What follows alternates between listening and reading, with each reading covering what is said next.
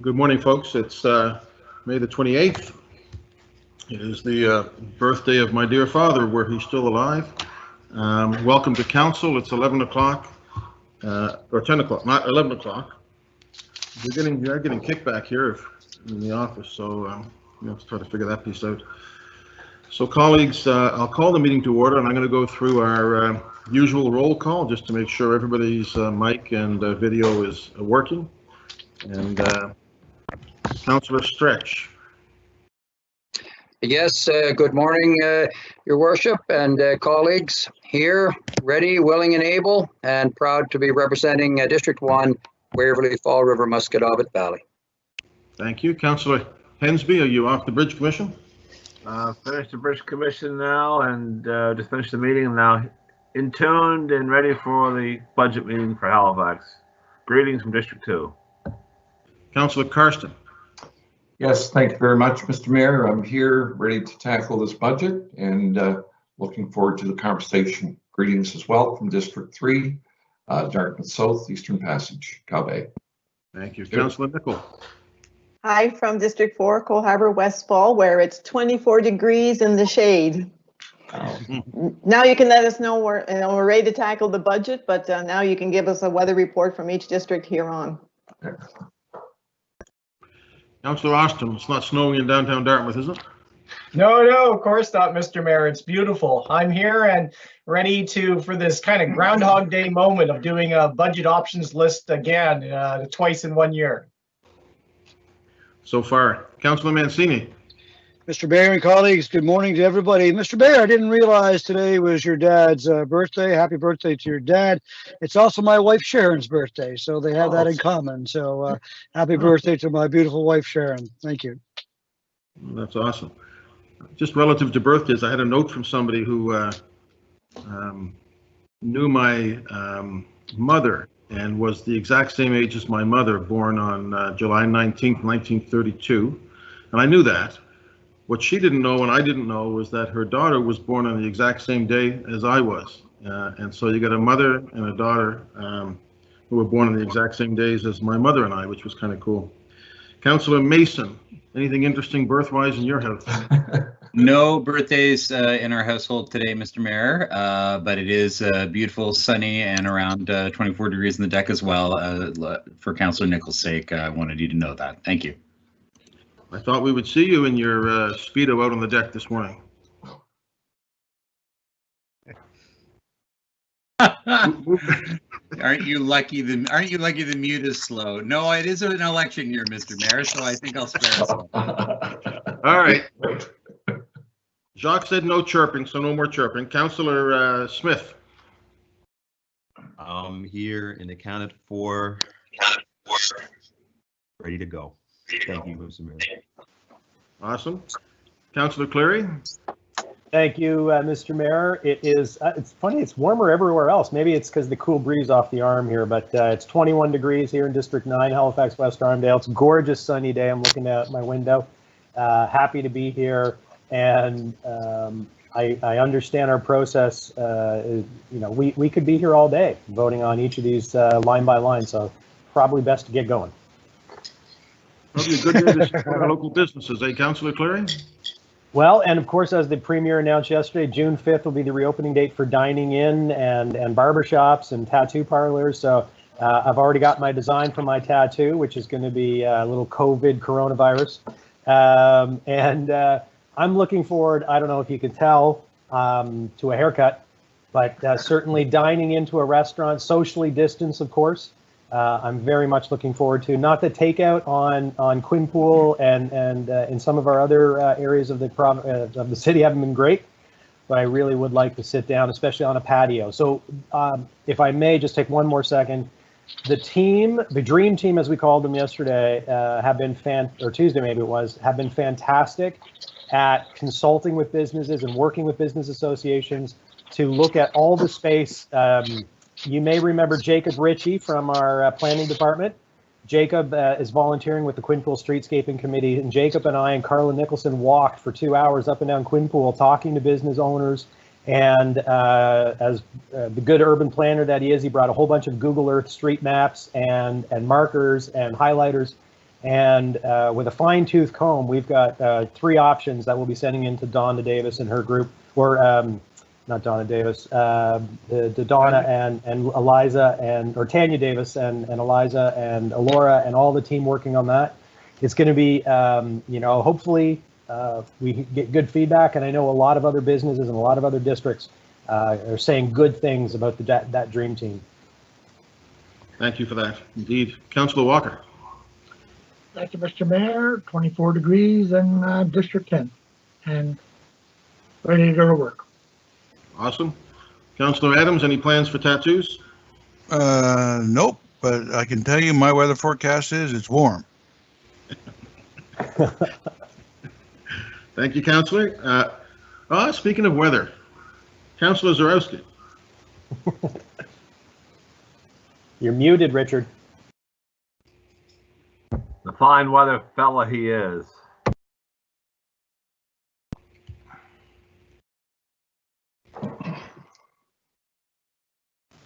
Richard, you're still muted. That is not a bad thing. So in the parlance of my culture, we're schwitzing here in District 12. It is sweaty and hot. Humidex coming in at 32 degrees, on its way to 37 degrees. Ridge of high pressure will give you some great summer-like weather today. And in behind, anyway, that having been said, I wish everyone a safe day and enjoy the sunshiny weather, because this too will change. After all, it is Nova Scotia. Indeed. Thank you, Les Nessman. Councillor Whitman. Good morning, Mr. Mayor. Good morning, colleagues. Good morning, residents. Thanks to the neighborhoods in Hammonds Plains and St. Margaret's Bay who are doing this weekend their neighborhood cleanups. Thanks for doing that. And special thanks and a shout out to Tantallon Elementary School that is doing their annual spring planter sale fundraiser. And if anyone wants any details on that, check them out on Facebook or send me a message. It's the best deal in town for plants and flowers for your deck and for your yard. Thank you. Deputy Mayor, nice day in the bunker? Yes, broadcasting live from the Beaver Bank bunker. Good morning, everybody. And just speaking of fashion earlier, I think when this era is written about, when the history books are written, this era will be known as the mullet era, business on top, party on the bottom. So just how many of you are wearing shorts? Show of hands. Exactly. Have a great day, everybody. Stay cool. Thank you. Councillor Russell in Sackville. Good morning and hello to everybody from lovely and wonderfully warm Sackville. It's an amazing day out there. Following on 2 themes earlier, I have now booked a haircut for 9 a.m. on June 5th. My barber messaged me last night and he said, "Boy, do you need a haircut?" And I said, "For once, I agree with you." Shouldn't take long. It shouldn't take long. Thank you, Tony. But I also wanted to get back onto the birthday theme. And the person who helped me out most with canvassing in the election turns 16 today. And so this is her sweet 16th birthday in quarantine. So happy birthday, Madison. Happy birthday, Madison. Good for you for getting involved in politics. Councillor Outhet. Good morning. Here, ready to go. Hope everybody is well, and hope everybody is wearing pants or shorts. And looking forward to and listen, Tony, many happy returns to Sharon. As usual, my condolences to her on anniversary, but happy birthday and best to everyone. And let's see if we can make some good decisions today. Cheers. Absolutely. All right. That's enough frivolity. Well, maybe a bit more. Councillor Mancini, what are you making for Sharon for her birthday dinner, or is that a secret? No, it's not, Mr. Mayor. Thank you for asking. I picked up some fresh haddock last night. We're going to do that on the barbecue with some roasted vegetables, and I made a hummingbird cake last night, which I'll put the frosting on just before supper. So the Dairy Queen drive-through is out. That's right. That's tomorrow. How many hummingbirds go in a hummingbird cake? It's a secret. All right. Thanks for sharing that. I know Councillor Mancini is quite a cook. We have no minutes to approve. we're going to go right back into our budget recast. I want to just first of all, colleagues, set the stage. So we're on until I think 3 o'clock today. Laura, you're with us? Yes, Mr. Mayor, we are on till 3 today. Our producer. So I propose we take a break at 12:30 to 1. Half an hour is okay with everybody? Agreed. Those of us at City Hall will have to hurry across to get something to eat, Councillor Adams, perhaps, but we will make that happen. So we'll go till 12:30. I want to, Jane, are you with us?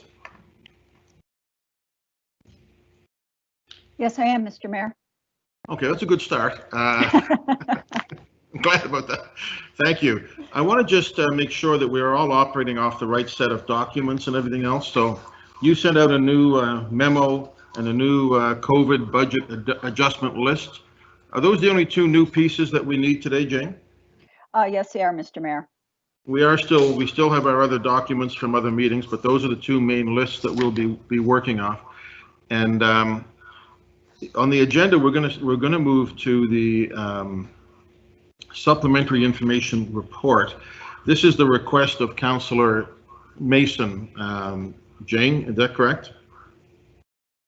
Yes, it is, Mr. Mayor. And so I'm going to go to Councillor Mason. I think we have to determine how to do this. My sense is we need to do these one by one, Councillor Mason, but I'm open to your thoughts on that as the mover of the motion. Councillor Mason. Well, so the motion was for, thank you, Mr. Mayor. So the motion was for a report, and the report's been received. And so how we proceed from now, we don't need to necessarily move it as a block. And having talked to a number of councillors over the last couple of days, I've heard a number of them say, yeah, I really like that, except I want to take some stuff out. So with that in mind, I think it probably makes more sense for us to move the motions individually rather than on block, and then the staff can keep track of that. And so I guess with that, you know, the first one on the list is actually something that Councillor Austin was going to move, but I can move. I can start this off by I'd like to move that the Barrington Street Heritage Tax grants be restored. I guess. How do we word that, Traves? What are we solicitor? What are we saying at this point? How do we word the direction? That the motion, that the main motion be amended to provide for the provision of that grant. This is a good way as any. Right, thank you. So I'll move that the main motion be amended to provide for funding for the Barrington Street Heritage Tax grants. I so move. Second. And might I add, as we go forward, could someone type in the chat exactly what the motion is so that we know, as there's going to be more, I believe, so that we have a clear understanding, especially when it comes to amounts. Yeah, and I think can we start at the top of the list and work our way down instead of jumping all over the page? so. We're looking at the motion of earlier this week, Councillor Mason, correct? So yes, it doesn't correspond directly with the list that Jane sent out. Jane, are you okay if we go with the motion of earlier this week? Mr. Mayor, it's up to council how they would like to proceed. I am following along with another spreadsheet and tracking it. If it is easier for council to follow in order, starting with vacancy management down, that's fine. It really is what's the most expedient way to get it done. Okay, and I want to note, I had a councillor ask me about, wanted to get a couple of specific items in that they have to leave. But I want to, I don't think we need to worry about that just yet until we get closer to lunch, and then we can look at making sure that those items are covered in the event that we're not done by 2 o'clock. Okay, Councillor Mason has moved. Mayor, if I may, just to clarify, in terms of when people move amendments, it would be helpful to indicate the amount, as I think I just heard mentioned, which in the case of Barrington Street Heritage Tax grants, I think was $245,000, correct, Councillor Mason? Correct. So $245,000 Barrington Street Heritage Tax grants, moved and seconded. We're going to have to vote by the count that I did earlier today, 20 times by roll. 20 times with Cheryl counting down today. So I will be extremely brief. there are a lot of businesses on Barrington Street that are struggling right now. A number of owner-operated, and then obviously a couple of large landowners, the Goshens and Starfish being among them, and they all have plans to continue to do renovations to fit out these buildings in our premier and original Heritage Conservation District. So I feel it's something that they're counting on to continue to make the investments we asked them to make in our Heritage District that constrains them about what they're allowed to do with their buildings, and that it's only proper that we continue that funding during this time. So I ask for your support. Thank you. Thank you, Mr. Mayor. Thank you. Ready for the question? Mr. Mayor, can I jump in really quickly? Yeah, go ahead, Councilor. Just for clarification, so are we working off of the supplementary information report, or are we working from the memo that was sent out today from the I think we're working off the amendment that Councillor Mason proposed earlier in the week via email. That's what Councillor Mason's working off, isn't it, Wei? They're all different. It's just a matter of where they come on the list. But so I'm looking at the email of Tuesday, and that's not a bad idea. Perhaps Laura could resend Wei's list if it's possible. It was sent on Tuesday. It was, I think, the third revised one that Councillor Mason had sent. Are the numbers on the email the same as the memo? Yes. So could we? That would be correct. Mr. Mayor, with the exception of the vacancy management number and other compensation, those numbers would have been updated based on the actual amount that's in the business units. Councillor Mason's vacancy number was different. So could we agree to work off the list, the memo? I'm happy to work off the memo after we deal with this one, or I can withdraw it and we can come back to it. It's about halfway down the list. So I think, colleagues, this is the list that we'll use. We'll vote as Councillor Mason said, but that's the list that we'll work off, right, Jane? After this motion. Correct. Okay, great. Thank you. Okay. Councillor Austin, you okay with that?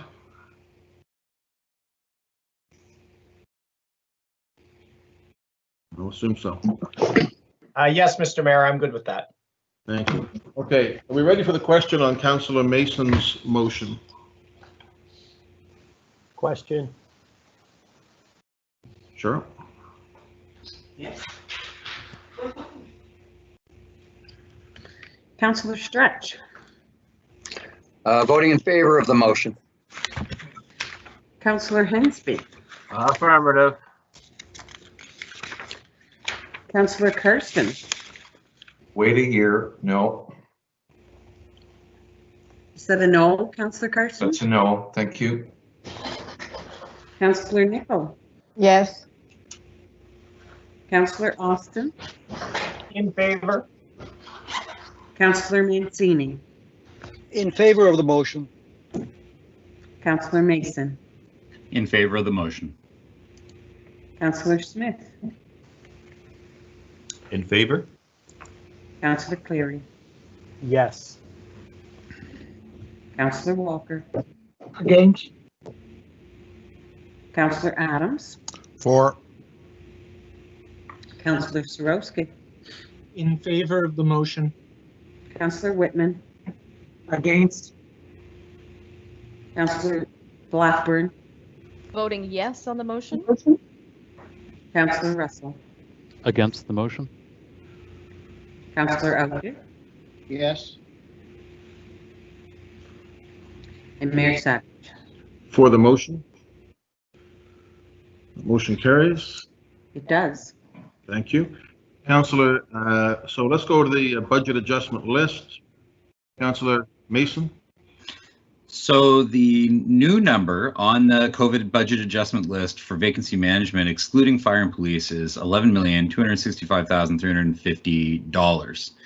And as we discussed in the last time that we had our council or our budget meetings, even I respect, having gone through the conversations that we have with our staff, that some holds need to happen and some cuts. And I'm glad to see that the other compensation changes has been broken out from vacancy management. So what I'd like to do, as I said I would, is I'll make a motion to restore 50% of the vacancy management amount, to amend the motion to include 50% of the vacancy management amount. And the financial impact, Councillor Mason? Well, now you're asking me to divide that money. Here, let me get my calculator because I'm not gonna be able to do that in my head. 5,632,675. What he said. That's correct. Can you put that in the chat, Sean, so everybody can see that? Anything on that way? You're good? No, I think we've all talked about this to death the last 5 or 6 meetings, but to me, I know some of the positions that are vacant right now are critical to being able to deliver the kind of services that our residents are expecting, and the kind of things that have been received so positively in the last 2 or 3 days since our council meeting. The Bedford Highway Plan, the quieting of streets and the widening of sidewalks, the bus rapid transit and electrification of the bus system plan, those all require bodies to be working on those projects. And, the idea that we would not experience some serious service impacts, I don't accept that. So I would ask council to, we all have to dig deep. I accept that. $11 million restoring that is probably too much right now. But given the surplus we had last year, I believe that we can make a more modest cut and that we can fund that without raising taxes. Thank you, Mr. Mayor. Thank you. On this item, Councillor Austin. Thank you, Mr. Mayor, and I support Councillor Mason's request to restore half the funding on this. I just want to remind colleagues that, and to some extent, the way we have this in front of us makes it difficult because, I think we do have options to restore some funding here, not just to vacancy management, but to some of the programming as well, because if we opt not to put money into the strategic capital reserve, not withdrawing, just not depositing into the savings account, and it looks like we might have flexibility on the payback of the loan from the province. One, we're not going to need to borrow as much, it seems like, and the timeline from everything the Premier has had to say, we probably will not have to do it in 3 years. So we don't necessarily have to come up with 31 million there. There might be some flexibility. So my point is, this budget still has to be a reduced budget overall. But we don't necessarily have to make this an $85 million reduced budget. I mean, we could land at a $70 million reduced budget and still be being quite fiscally prudent and setting ourselves up that we're not going to be potentially caught next year with an even worse situation that we don't have any ability to manage. So I'm comfortable moving half of this back in to try and mitigate some of the impacts on delivering service to our residents and preparing for the kind of city that we want to be after COVID's done, because that's what some of these vacant positions are too. So I wholeheartedly support, and I think we have the fiscal flexibility to make some choices here today. Thank you. Okay, and just to be clear, Councillor Mason, you're leaving it to the discretion of staff, CAO and his team to determine what positions come back? Yes, thank you, Mr. Mayor. I think that if we started trying to itemize which positions would get funded, that would just be a disaster. So I absolutely trust the senior directors to make those decisions. Thank you. Councillor Cleary? Thank you, Your Worship. And to echo what Councillor Mason and Councillor Austin have already said, there's no doubt we have to reduce a lot of what we wanted to do just a few months ago. However, the CAO mentioned in our last conversation, in fact, when we started the capital budget discussion, if I recall, he indicated that he's going to be challenged to even do the projects or half the projects that were on the list because we're doing such a huge amount of work this year, way over what we would normally do in an average year. And so, we can't get those projects out the door if there aren't the staff to make them happen. We can't do the kind of things that will help our businesses and our residents recover from COVID, especially economically, if we aren't doing the work and doing our share of that work. I also recognize too, and in my mind, that 5.6 million is kind of a cap. That doesn't mean the CAO has to spend up to that amount, filling the positions that are necessary. That's up to him and his directors. And if they can get the work done that we've said can be done, and they don't need to go up to the full 5.6, then that's great. That's even more savings. But if we don't at least budget for the vacancy management and restoring some of those positions, then we won't get any of the work done. And so I think it's really important for us, and I'm glad Councillor Mason brought forward the compromise of half of that, because I couldn't in good conscience restore the full amount, because I don't think all of those positions will be working fully, but I think the CAO and his directors will be able to find half of those positions will be absolutely needed so that we can get the work of the municipality done. Thank you, Mr. Mayor. Thank you. Councillor Strange. Thank you, Your Worship. I'm betwixt and between on this, and I'd like to ask Jock a question if I could. We challenged him and his staff a little while back to find the cuts and to bring back their best estimate as it relates to moving forward. And I understand where Councillor Mason is on this, but to me, just to say 50% is very arbitrary. And the inference is that some of these projects we're talking about won't happen if we don't do this today. I'm kind of feeling pressured, and in a year where we've got to make tough decisions, I'm not sure that 5 million rolls off my tongue that smoothly. So, Jock, I'd just like a comment either from you or Jane as to this. And I don't want to rehash it because we've talked about it several times. But if we're saying that we're going to put 5 million in proposed cuts back before we've even cut them, I'm having a little difficulty with that. So is it fair to say that we will not be able to move on some of the projects that were just referred to by Councillor Mason and others, or is your original estimate or a proposal to us for the full cut still solid in your mind? Jock or Jane? Certainly, yeah, certainly. Thank you, Mr. Mayor, for you to the councillor. Certainly the significant project that council, some of the game-changing projects that council approved this week, including the Bedford Highway transformation and the rapid transit program, are not going to be compromised by the total cut. Those projects are going to go ahead with existing staff to the extent that we possibly can. Will they be somewhat slower? If we had more horsepower, probably we could do them faster. I would remind council that on the rapid transit piece, Mr. Rigi indicated that we would need the funding in place prior to actually moving. So we're now rapidly putting together a formal application to the province and the federal government on the rapid transit strategy, which I'm hoping to have in their hands by tomorrow or Monday. So the sooner we get that approval, then we'll staff up, because we'll have some money there to do detailed work and all that kind of thing. So directly to your question, those projects will not be compromised. They may be slowed somewhat, but we're still full speed ahead on implementation. Like anything else, can always do more with more staff.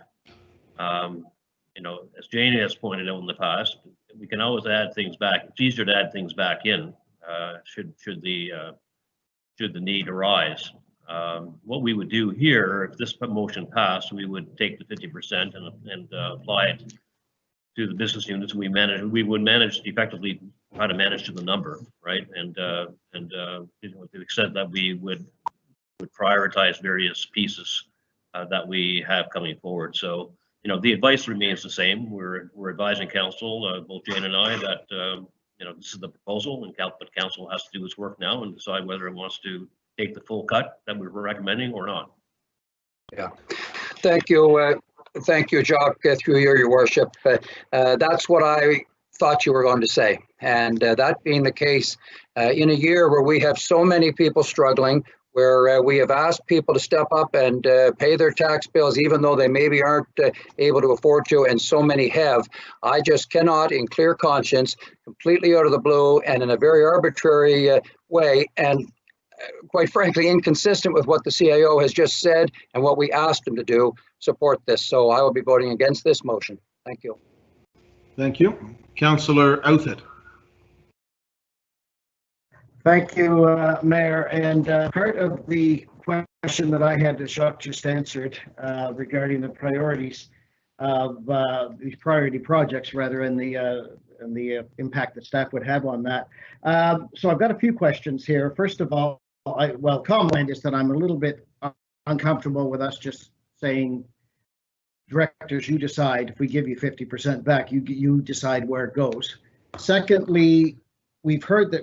And I have a question for Jacques and Jane here at the moment, because I think there seems to be some confusion about this. Are we trying to, through cuts and debt and reserves, not raise taxes? Or are we, through the use of debt and reserves and cuts, trying to stay to the 1.4% increase that we already talked about going into this, and that businesses would already have to pay during this tough time? Because that makes a big difference for me.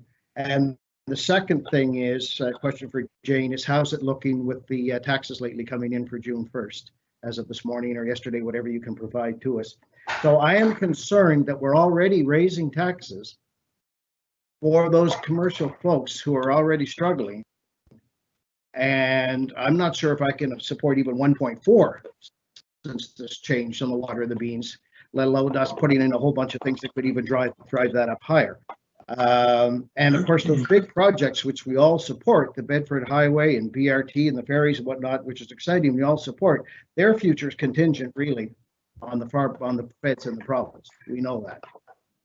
We won't be hiring staff. We won't be doing any of these things if we don't get money from the feds and province through PTEF and green and other funds. So anyway, my questions are about the 1.4% increase. Is that still on the table for all businesses? And secondly, how's June 1st looking at the moment, Jane? Thank you. Okay, thank you, Mr. Mayor. Just before Jane weighs in on the questions around how much we're collecting at the moment, I will say that, you know, staffing levels are decided by the CEO. So, you know, certainly I'll be making, you know, whatever budget we have, the CEO decides the plan of establishment on human resources within the confines of the budget that's approved by council. So whatever amount of money council decides to allow, then I will make decisions around staffing and obviously in consultation with the business unit directors, take their advice and move forward and look at all the priorities as we try to deliver on council's key priorities. Jane and I are working to a plan to maintain the tax rate at 1.4% across the piece, right? That's the proposal. We presented that proposal to you based on a number of things, including taking on some more debt here and there, drawing down from reserves and using surpluses and cuts across as recommended. That's the plan. Council is now doing its job to the extent that you're going to give us direction to add more things or take things out. Once we have that full list, we intend to come back to you with a plan that respects the 1.4%. Right, that's the intention. And if we cannot do that, if we feel that that is not possible after full consideration of the approved budget adjustment list, then we'll let you know of that at the next meeting. But at the present time, that's our plan. We have not deviated from that principle. Jane? Thank you. Mr. Mayor, through you to the councillors. So as of today, this morning, we have 71% of the total taxes in and collected. That compares to 67% yesterday. We are seeing some good growth in commercial. Yesterday they were at 46% paid, and now they're at 54%. So it is occurring as we anticipated. The closer we get to the due date, the more money that is coming in. So we're currently about $111 million shy of the total tax bill to come in. Typically, by the time the due date comes in for taxes, we're about 1 to 2% of taxes not paid. So we'll continue to monitor this. It is picking up as we had hoped, but we do expect that there will be a gap at the end come June 1st. Thank you both very much. Thank you, Mayor. Thank you, Councillor Russell. Thank you very much. I was also very interested in how much we had collected in taxes. So thank you very much, Jane, for that information. I find that I'm not able to support this motion, and the reason for that is because it takes information from a number of the different budget areas. We had been talking about all of the different business units and reducing their income, and now we're applying it all back, not to the business units, but in one lump sum. And we aren't sure where that is going to be spent. And even if there was some discussion about the business units, it would make a difference. I agree with Councillor Stretch in that it is a large piece of the pie that we have to consider. 5 million, I am having a hard time stomaching as far as restoration. We are also seeing a number of businesses that are closing temporarily or permanently. These people are losing their livelihood. Even though we have 71% of the taxes in today, Jane, is that 71% in comparison to what we had received 6 months ago, or has any consideration been made for the number of businesses that we've seen close? So, Councillor, that is of the total taxes. So that would be residential as well as commercial, forestry, all the properties. It's the percentage of the total bill that's due on June the 1st. Okay, and also for the 54% commercial. Again, is that looking at 6 months ago, or is that comparing it to what it was 6 months ago, or do we have further information on how much the total bill might be? So, Mr. Mayor, through you to the councillor, so that is the total of the actual tax bill that's due on June the 1st. We are running them on a daily basis by category type to see where who's paying and who isn't. So I expect we're probably going to be in about the $50 to $60 million range of being short at the end of on June 1st. Okay, thank you very much. As a province, we are opening up a little bit. We have seen more openings come, I think, yesterday, and we expect more in the coming couple of weeks. But that doesn't tell us what's going to happen.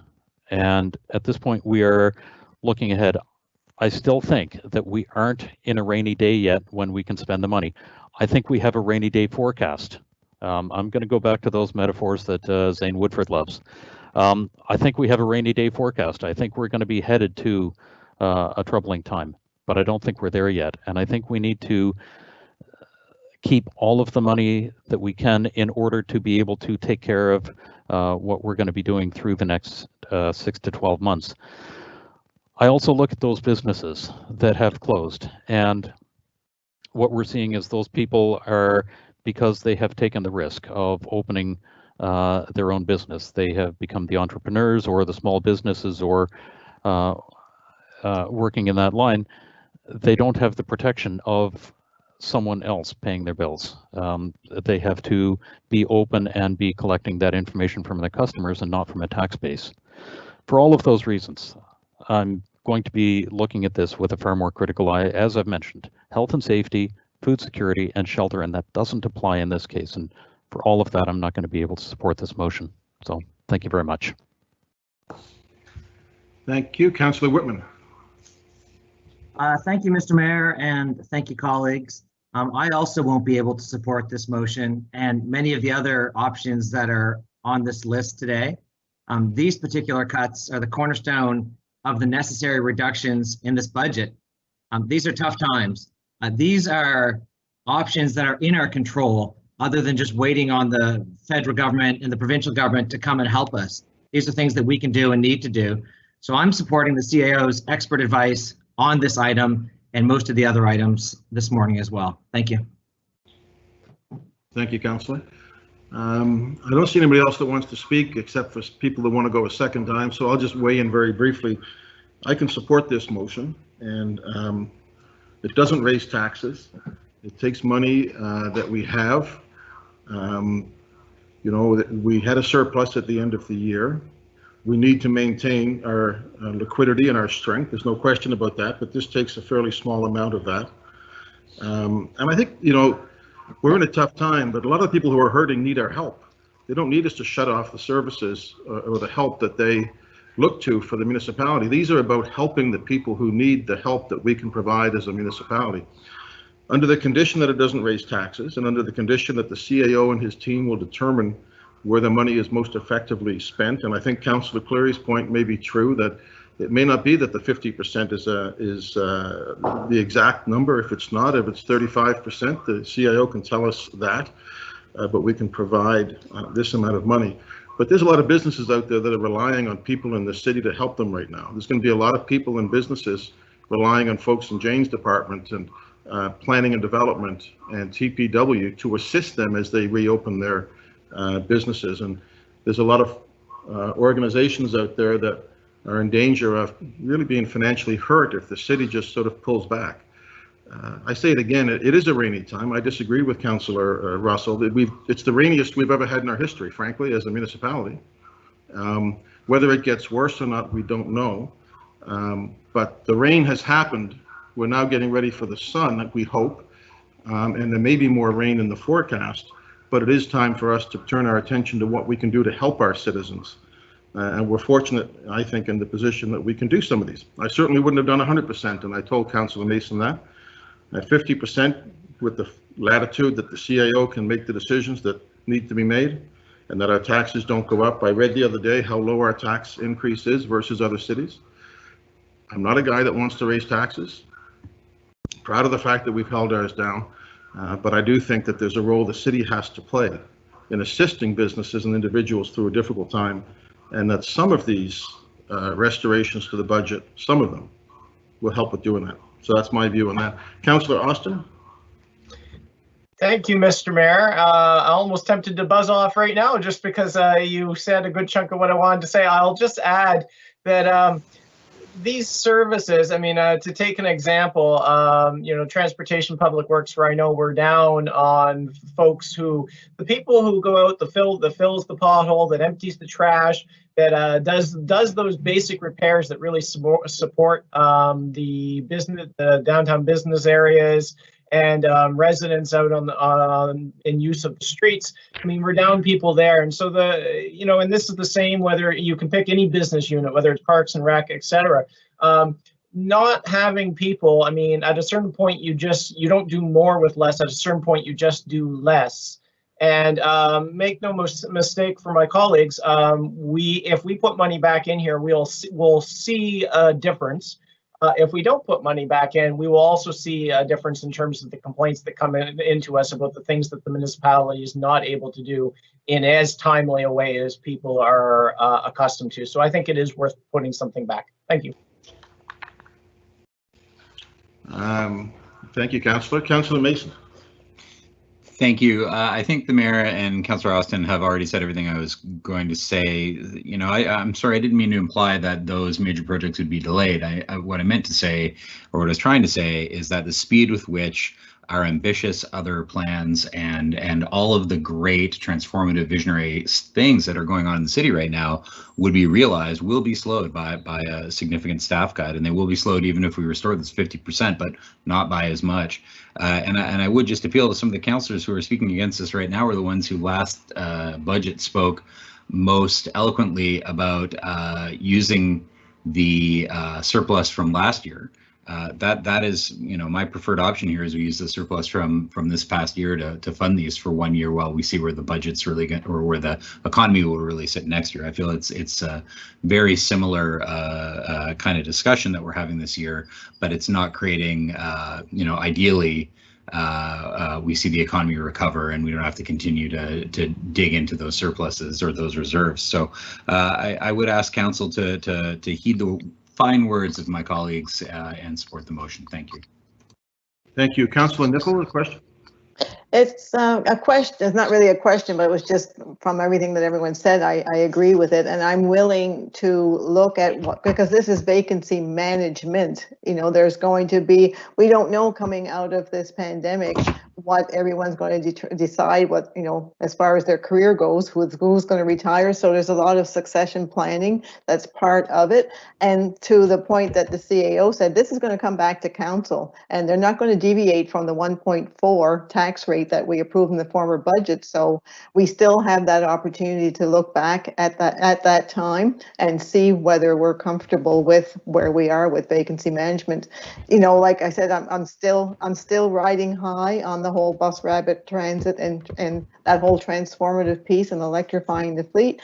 You know, and the CAO mentioned about the project office that needs to be set up. This gives him that opportunity to sort of look at that and transform the city, because at the end of the day, it's how we're going to manage how we do business. You know, I've been putting service requests in and, you know, thinking that perhaps it's going to take a long time to get these things done, but, you know, the residents are very, you know, supportive and seeing that work is still continuing to get done. So there's that piece as well. So I'm supportive of this, because when it comes back, if we can do this vacancy management at, you know, at this amount and at 1.4, I'll support it then again. Thank you. Okay. Seeing no other questions, comments, we'll go to the question on the motion, Cheryl. Councillor Stretch. Against the motion. Councillor Hensby. Negatory. Councillor Karsten.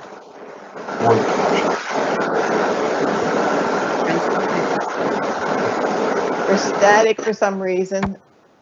I'm a yes. But I'm for the motion. Councillor Austin. In favor. Councillor Manzini. In favor of the motion. Councillor Mason. For the motion. Councillor Smith. In favor? Councillor Cleary. Yes. Councillor Walker. For. Councillor Adams. Against. Councillor Starowski. For the motion. Councillor Whitman. Against the motion. Deputy Mayor Blackburn. Voting yes on the motion. Councillor Russell. Against the motion. Councillor Outier. Against the motion. Mayor Savage. For the motion. That's 11-6 in favor. 11-6, that motion carries. We'll go back to Councillor Mason on his list.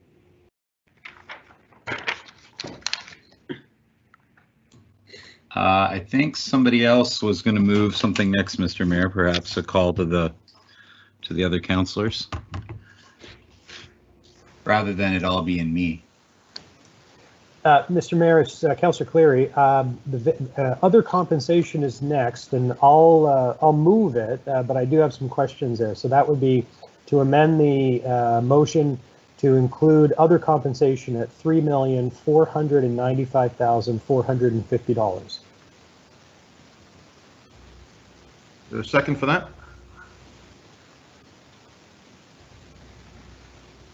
There may be others that want a bit of clarification on this one before they step forward. Jane, can you help us with what this one, remind us what this is? Certainly, Mr. Mayor. So in the original list that was presented, we had a number of compensation items that were included in the bucket. So what we did was we took out vacancy management, which is FTE. So they're either currently vacant, what we think are going to be vacant. So what we have in other compensation would be things like overtime, seasonal workers in transportation public works, as an example, would be in here. It's sick time, it's shift differential, court time, anything that results in compensation that's beyond sort of the regular FTE. So it is a mix of different things that are in there.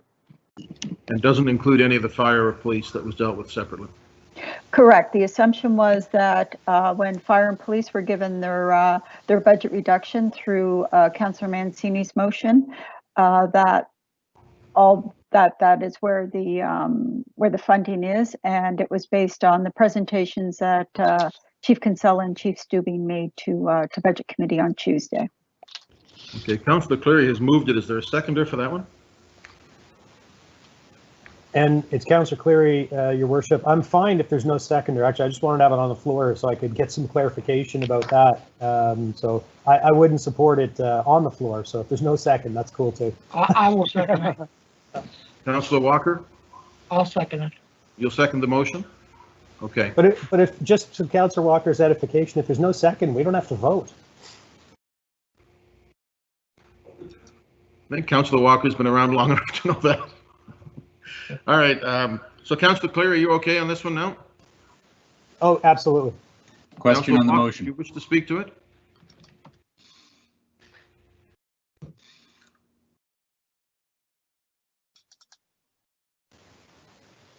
Question? Maybe not. Councillor Stretch. No, I didn't want to speak to it. I'm not voting for it, though. Okay. Councillor Austin. Thank you, Mr. Mayor. Just a quick question. The other compensation piece, I heard seasonal workers, so I assume that would take in transportation, public works, and parks and rec. I kind of wish I'd thought to have broken this out earlier, but how much of that is captured in this other compensation? Because those are very frontline services that are delivered by seasonal staff that, people notice when stuff in the parks isn't done or when your potholes are left, when the trash is not emptied. Mr. Mayor, through you to the councillor, I'll get the exact number for the seasonal workers so that you have that if you want to move on to another item. Yeah, I'd just be curious. I'm not sure whether I want to move something or not, but I'd be interested to know what component of that amount that is. So, Mr. Mayor, maybe we could come back to this. Everybody okay if we defer that and come back to it? Agreed. We'll do that. The next item on my list is community events. Who wants to move that one?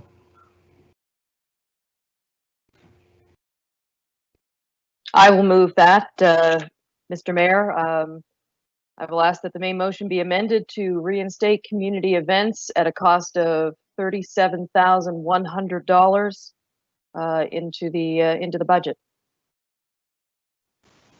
Second.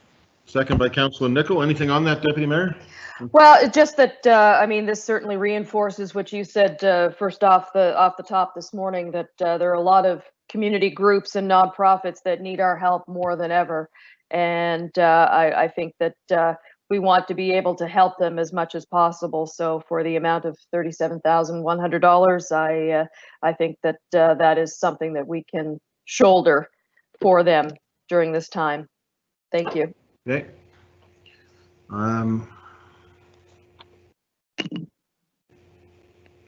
Councillor Austin, you were on the last one, or are you on this one? I am, but I think Councillor Mason's ahead of me. It's kind of hard to tell from the list. So you're on there for the last one, and then okay, geez, guys, we're talking $37,000 here. Councillor Mason. I think we talked less about the compensation part. Just a clarification for the CAO. I'm not sure that this is what we think it is. I think the community grants that's farther down the list is, I think this $37,100 for community events is run out of the CAO's office and is kind of like the money that was used to help fund things like the warming center and the Artist City building, that kind of thing. Could we get some clarification on exactly what this is? I think subject to Jane's agreement, I think you're right. I think this is money that we understand that we would not spend in any case because of restrictions in the pandemic. So we have allowed for monies for things like, New Year's Eve and the levy and stuff like that. But this is a cut to I think both my office budget and the mayor's office budget by I understand that correctly as well. Okay, so with that in mind, I support the community grants and museum grants that are coming up being restored, but I don't think that this is necessary. I think it's a prudent cut based on services not delivered. So yeah, that's my misunderstanding. I apologize. I was thinking the same thing. Okay. And the seconder agrees. So are you removing it, Deputy Mayor? Yes, I will withdraw. I second that. Mr. Mayor, I'll also add that, should circumstances change and, there's a desire to move forward on certain events as we progress through the year and in winter, then obviously we would look at contingency monies and come back to council if necessary, et cetera. So this is not a showstopper. And I would just say that, just so people have a sense of this, this includes the New Year's Day levy, which is paid for by my office for some reason. I don't know why, but it is. And it's hard to believe even by the 1st of January that we will all be gathering 600 people in a small room. I doubt that, but if it is, if we're able to do that, maybe we'll paint bubbles on the floor of Halifax Hall. I don't know, but it's events like that. So thank you for that. Does anybody still want to speak on this if it's been withdrawn by the mover and the seconder? So that's gone. Everybody okay with that? Okay. So the community events, my events, gone. The next one is adjusted special projects out of CCS. I'm going to keep going to Councillor Mason to see if it was on his list or not. Was this one of yours, Councillor Mason? No, sir, there's nothing on there. I think the next one someone might want to talk about is summer programs and facility closures, but that wasn't on my list either. The next one on my list is tree planting.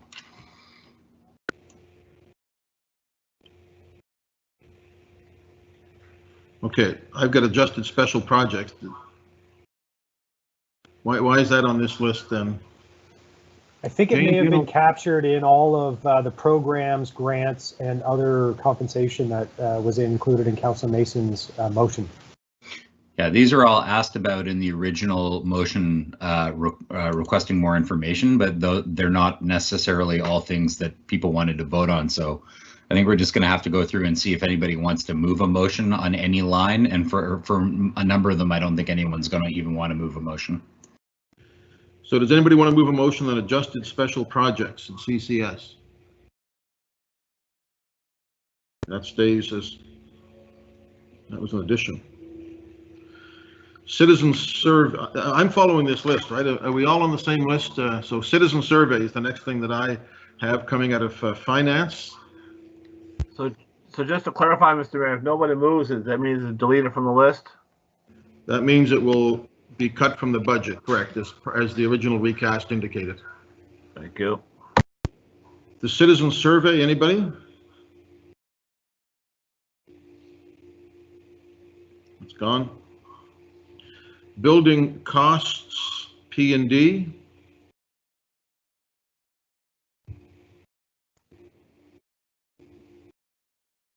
Gone. Spring summer programs and facility closures.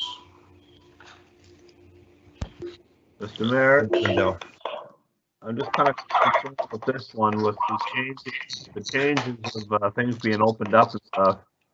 We're not sure what our beach traffic is going to be like. So I'd like to know in regards to the summer programming, does this include our lifeguards and supervised beach program within this envelope? Yeah, this is a big one, and there's a lot of questions around this, including whether there's revenue attached to it as well as costs. So, Jane, can you just speak to that one for us a bit? Thank you, Mr. Mayor. I can give you the high level on that, and then I expect Denise is on the line as well. So what that was the savings that would occur because we didn't think that we would be offering summer programs and that there would be facility closures. We have kept some money in the budget for lifeguards. I think it was about $800,000 that we kept in the event that programs opened up much more quickly. We have already reduced the revenue side of it. So this is not about revenue. This is expenses that will be saved from day camps, things like that. There is a fair amount of uncertainty about when things will open up, how they will open up, and what it's going to look like. So the recommendation would be that one option is to put some money in a contingency to have, so that we can address things in the event that they do open up. But it really is it is quite soon to talk about putting money in the budget for daycare. And I think, you know, certainly that's what the CIO has been saying about keeping some flexibility in order to have funds to react as situations unfold. I don't know if Jacques or Denise are on the line and want to add any more. Mr. Mayor, Denise Schofield, Director of Parks and Recreation. Yeah, so I'll just add a bit more and clarify some pieces. So Jane's correct. So that particular amount of funding, it was the money for all of the staff that were not hired back. So the summer staff who do daycare or day camps. So just to clarify, HRM doesn't do daycare. The daycare decision that the province is going to be doing right now, it looks like for June 15th, will be different than this. This is our summer day camp staff, so the youth leaders, whatnot.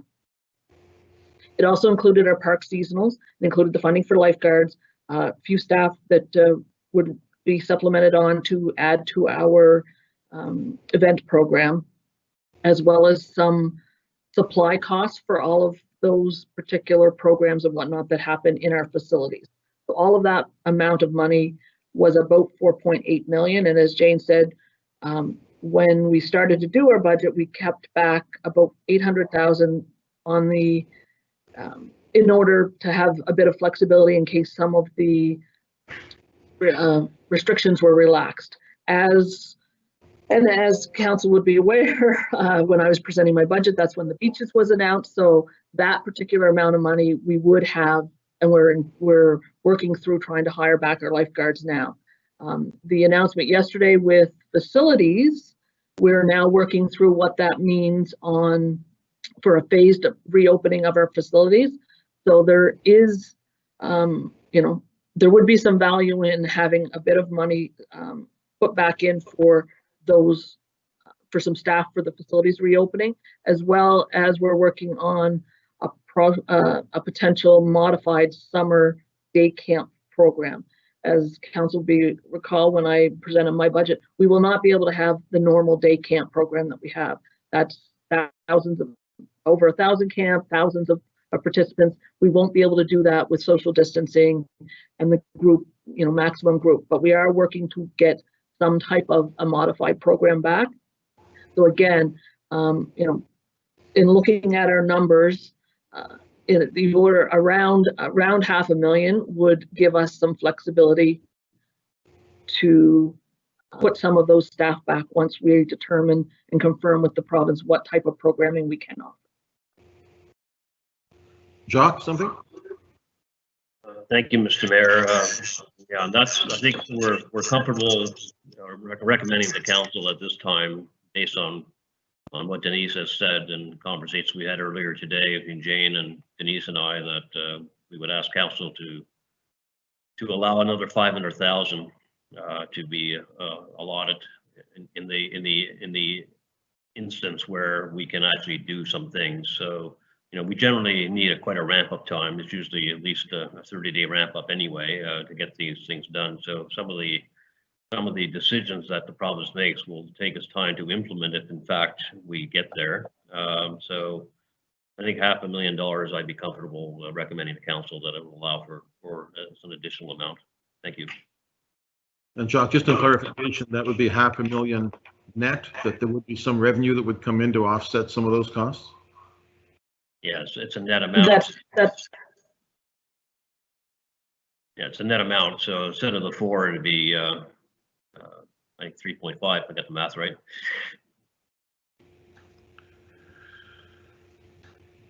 But basically, you're suggesting, Denise, the prudent number.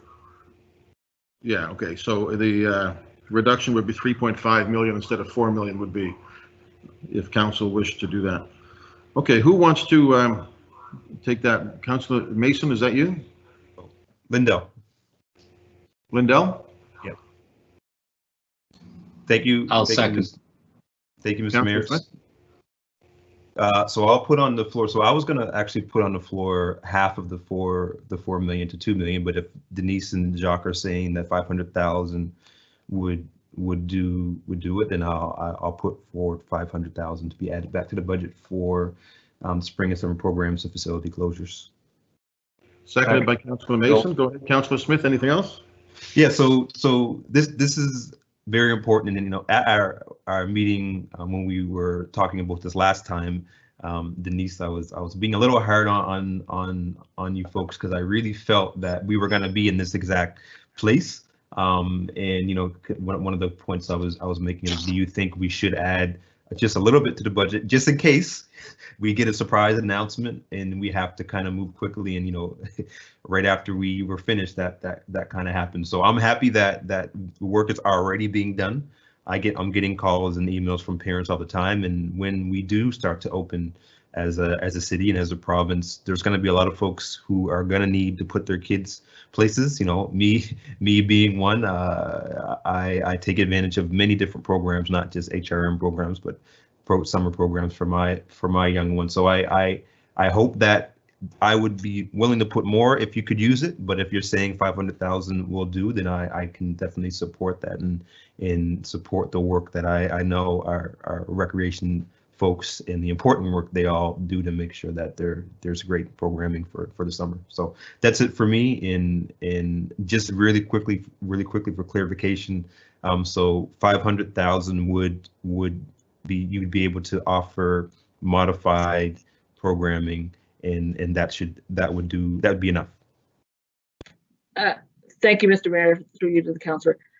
Yeah, so that would allow us, provided we get the approval through the discussions that we're having with the province and are able to hire the students back, that would allow us to offer some modified day camps and open some of our facilities. So we're working through a program for that now. I need to keep reiterating to council and to the public, it will not be the typical programming. We will not be able to have, 15, 20 kids in group settings, that kind of thing. So we really do need to, that's the reason why the number is lower than what you would necessarily think it would be.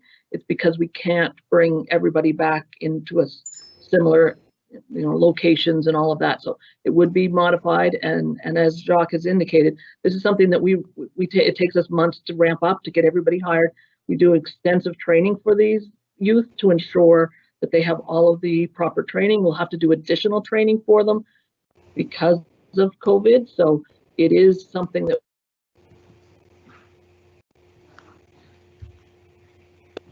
offer the same degree and level and number, but certainly that would give us the ability to offer some programming this summer. Okay, we lost you a little bit there, Denise, but I think we got the message. Thank you. Yes, sorry, Mr. Mayor, my headphones broke and my computer needs to be rebooted, but I'll wait until I get through this question and then I'll reboot. My last point, that I don't need to come back. Back to the budget, Denise, for that? Yes. So my last question, and I don't need to come back, is I'm wondering also if and maybe we already have a separate piece, maybe through Erica Flex office, but would we need to put any money for, just in case we need to do testing? Because I know a lot of places that are opening up, they're looking at testing employees on weekly, daily basis. Is that something that we need to be looking at in the future, not just for recreation, but just while we're talking budget? Or do we already have another plan, another budget item that if we need to start doing on-site testing for staff and folks, we already have that capacity? I guess what I would say to that is exactly something that our Emergency Operations Center is working through right now, councillors. So I don't think we have a definitive, I don't have a number for that, but unless the CAO wants to add anything further, I don't think that's needed under this particular line item. No, we're, thank you for that. Staff back and get the staff back. Yeah, I can confirm that we are working on that. We're not ready to come to council for funding in that respect at the moment. Okay. Thank you. Councillor Stretch on this? Yes, thank you, Your Worship. This is a moving target, isn't it? and I find it a little frustrating. When I come into this meeting today, I'm not sure if it was my fiscal conservative nature or I was just contrary, but I was prepared to vote for a no on most of these items. Now, I've already voted yes once, and I'm going to vote yes for Councillor Smith today, based on what I also heard from our staff. Denise, through your worship, am I to understand that this is for summer programs across the municipality? So this would include potential at the Snow Centre in Fall River, the Carroll's Corner Community Centre, and Musquodoboit Valley Recreation. This is an all-encompassing amount of money to assist as things start to open back up, Your Worship? Mr. Mayor, this is for modified programming offered by HRM. Some of our partner facilities are also looking at other options, and we're looking to determine, about 10 to 12 sites that we could offer some modified day camp. Won't be all of them like we've done in the past, but certainly this would give them. And then, like I say, many of our partner facilities are also exploring what they can also offer in a similar vein. But this funding wouldn't cover those. Yeah, I'm not sure what you said. I couldn't hear you, but I'll vote yes on this one. Thank you. Thank you, Councillor. Councillor Hensby. Thank you very much, Mr. Mayor. My question to Denise in regards to this forecast of the spring and summer. So in the budget, we still anticipated a fall and winter recreation programming season? Correct. And if we have a second wave, that's going to put that asunder, I assume. Correct. Do you really think $500,000 is enough for a summer program? I anticipate it could be like $1 million. I'm not sure if so. You believe we have enough recovery from the fees we will charge? So this $500,000 is net of all programming fees. So just to reiterate, and I apologize, Councillor, my computer my MS Teams is not working well right now. I do need to reboot, but hopefully you can hear me. This is a significantly modified offer for this summer. It is not the 1,000 different offerings that we would normally do. This is modified, reduced number of staff availability, reduced number of capacity. So that is why the number is lower. Okay. I just feel that if we have any lifeguard summer beach program, I think we need to double the personnel. One, like I said the other day, lifeguard to watch the water, and another one to watch the beach to make sure social distance is being respected. So I'll leave it in the hands of our staff to deal with that, but I have a feeling that's where we're going to have an urgent need this summer. Thank you. So the funding, just to be clear, to clarify, the funding that we held back was what we were anticipating for lifeguards. This is to start to open facilities as well as offer some summer day camps. Okay. Thank you. Okay, Councillor Nicol. Yes, and it's been pretty well responded to, but I just wanted to sort of like, as far as District 4, so I get a proper understanding. The Cole Harbour Rec Office, this will address any shortcomings they have. The Cole Harbour Place, as a board operated, this will be trying to respond to providing these services, but they'll just be continuing to add to their own deficit going forward. This will not help and facilitate any way of them being able to provide these day camps as they do, just similarly like any other multi-district facility does. That's correct, Councillor. So our partner facilities, the multi-district facilities, through the budget that seems like months ago now, there was the subsidies for those particular facilities was included in that budget.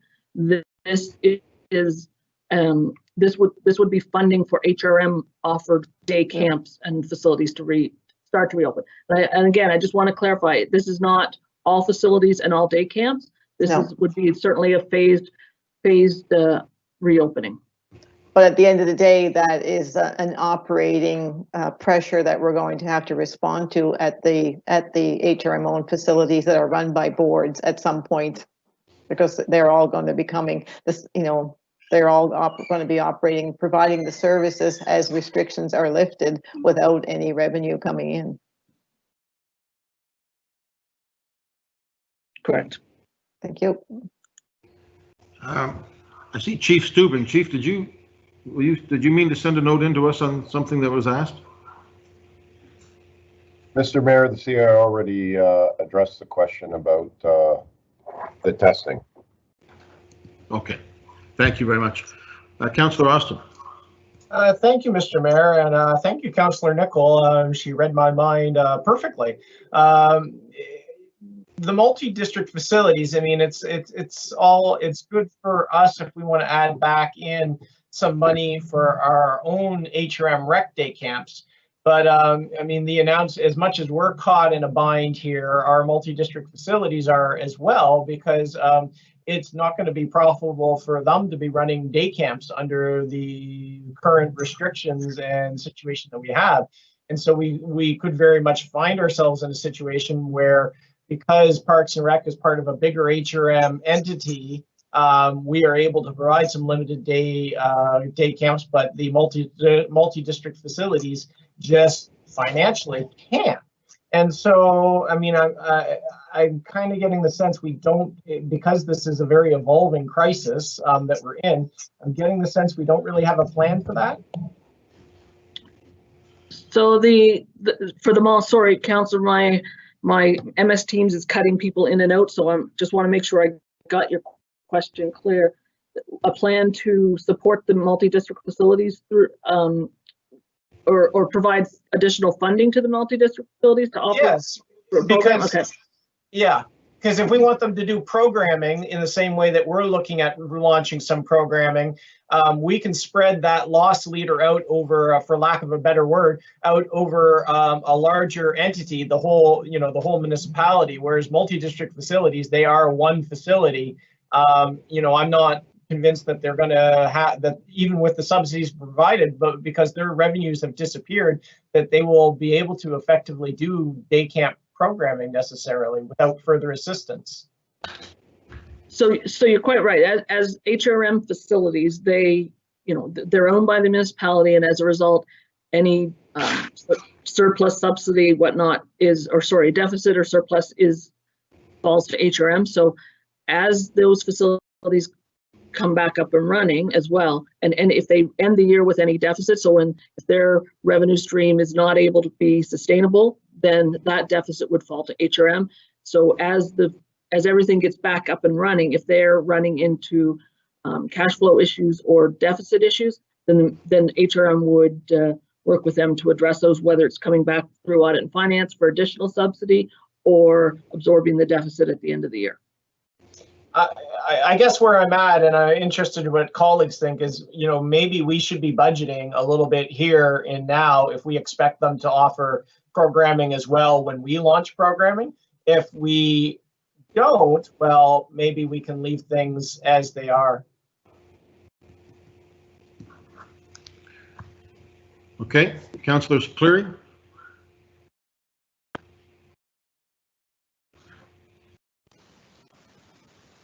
Sorry, just hitting wrong buttons here. Okay, so in terms your of calendars on the screen there, Sean. Yeah, I'm trying to find my stop sharing. There we go.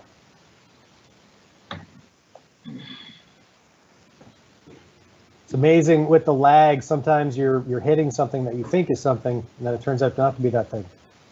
All right, are we back to normal? We got you.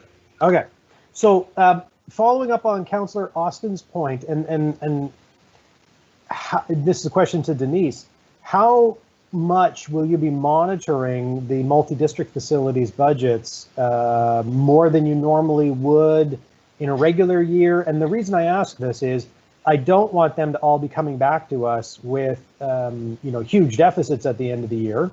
And I also don't want to just say, okay, well, let's anticipate whatever loss they're going to have and let's make sure we build it into our budget, because then they'll go to their loss as much as possible.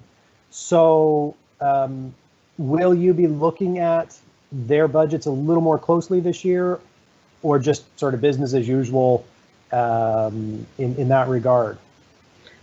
Mr. Mayor, through you to the councillor. So when council approved the new management agreements last year or the year before, That outlines a much more rigorous process for budgeting as well as review. So we receive updated budgets from the facilities. We work with them on, where their costs are, what maybe could be reduced here or there. So there is a process that is involved in that. And through this particular situation that we're in with COVID, we've been working with those facilities to look at whether, cash flow issues, that kind of thing. So we would be, certainly we have staff that work closely with those facilities, and we would certainly be doing that to ensure that any savings could be achieved. They have done a number of reductions in order to cut their costs as much as they can through this process. So, we're anticipating there will be some hit to the budget, but we're looking to ensure we have that oversight to minimize that with them as much as possible. And if I recall from the new agreement and also the new process that was set up under that, all of their funds come through us now, do they not? Through us is a bit of a, I'm not sure if I would describe it that way necessarily. They do have to present their budgets to council. You approve their budgets, which includes approval of any subsidy. That's part of the new process. And if there's any deficit or surplus, then it reverts back to HRM, but they're responsible for paying their own bills, that kind of thing. Okay, thank you. Okay, colleagues, ready for the question? So the motion is 3.5 million, the net reduction, correct? We're putting 500 back in. Ready for the question? Question. Certainly. Councillor Stretch. For the motion. Councillor Hensby. Affirmative. Councillor Carson. For the motion. Councillor Nichol. Yes. Councillor Austin. In favor? Councillor Mancini. For the motion. Councillor Mason. For the motion. Councillor Smith. For the motion. Councillor Cleary. Yes. Councillor Walker. For. Councillor Adams. For. Second. Councillor Surowski. For the motion. Councillor Whitman. Yes. Deputy Mayor Blackburn. Voting yes on the motion. Councillor Russell. For the motion. Councillor Outhit. Yes. And Mayor Savage. For the motion, I declare that motion carries. So colleagues, just before we take a break, we'll go back to other compensation. Jane, you're able to answer some of the questions that we had earlier on that? Yes, I am, Mr. Mayor. So I believe the question was how much was in other compensation for TPW seasonals, and it's $630,000. They tend, the only departments that really have a lot of seasonals are Parks and Rec, which Denise has just spoken about, and TPW. The other group that we classify as seasonals are the crossing guards, which are in HRP's budget, and there's funding for them starting back up in September. So the number for seasonals in TPW would be $630,000. Councillor Austin? Thank you, Mr. Mayor, and sorry, didn't have the camera on. Thank you, Mr. Mayor, and thank you, Jane, for that. So, keeping, our approach to vacancy management in mind, those seasonal workers, they're pretty essential in terms of the experience that you see around, whether it's the trash cans that you find overflowing on the streets, which I've noticed there's more of lately. In part because I think we're with so many people at home and going for walks around the neighborhood. I think there's more burden on them than normal, and we're also trying to manage with fewer staff. So I mean, they're the ones who empty the trash cans. They're the ones who plug the potholes. They're the ones that paint benches, the lampposts, all the real basic stuff that makes the city look well maintained and loved and cared for. that is what we need to support right now. So I'd like to try the same approach that we did with vacancy management, where we took half the sum and put it back in. So I would like to move 315,000 for the seasonals, and Second from that what amendment. Jane's saying, this would be TPW. Okay, so this is in effect an amendment. You want to, so it's an amending the amendment, Cheryl? Yes. And so say it again, Sam, if you would. I'd like to move 315,000 for seasonal compensation. It's a part of the other compensation bundle. Okay, so we would forget, so you would keep 315,000 in the budget? Yes. And we I'm would okay with letting the overtime and the rest of it go, but I think we should have some seasonal, add some seasonal complement back in, Mr. Mayor. So it would be 3.495 million minus 315,000. I'm okay with not doing the I don't know how to amend this. I'm okay with not doing the 3.4 million. I'd like to do 315,000 for seasonal employees. Okay. I'm being told we would need to, but if somebody doesn't move that, like we did with the other ones, it wasn't moved. Actually, if you remember, Mr. Mayor, Sean Cleary, Councillor Walker did second the other compensation motion. And so if Councillor Walker is okay with it, I would withdraw my motion of the 3.495 mil and allow Councillor Austin to put his 315 on the table, if Councillor Walker is okay with that. Councillor Walker? Didn't staff just say they needed 630?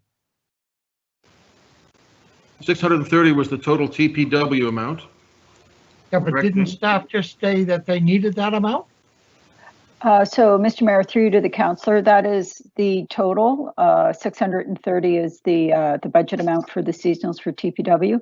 I believe what Councillor Austin is doing is similar to vacancy management, where half of the amount was added back. So the amendment for other compensation would be, instead of reduce it by 3.4 million and change, the reduction would be $3.18 million in change. Councillor Walker? That's only half doing the job. And if we're going to do it, we're going to do it. And we shouldn't be halving everything just for the sake of making it look good. If we need 630, we need 630. We're cherry picking here, in my opinion. And if the mover wants to stick with half of it, sure be. But I'll leave it to the mover. Just keep in mind, the staff recommendation was to cut the entire amount. That was the staff recommendation, Jane, correct? Yes, Mr. Mayor, that's what was on the target reduction sheets. So Councillor Cleary and Councillor Walker have removed their amendment. Councillor Walker, is that right? That is correct. Mr. Mayor, is Brad Anguish available to give some insight as to exactly, because he would have put that in there. I'm just trying to get a clearer idea of what positions these are. So let's make sure we have a motion on the floor. Right now, there isn't a motion. The motion is of Councillor Austin is to put 315,000, keep 315,000 in the other compensation column, correct, Councillor Austin? Yes. Okay, and that was seconded by Councillor Cleary.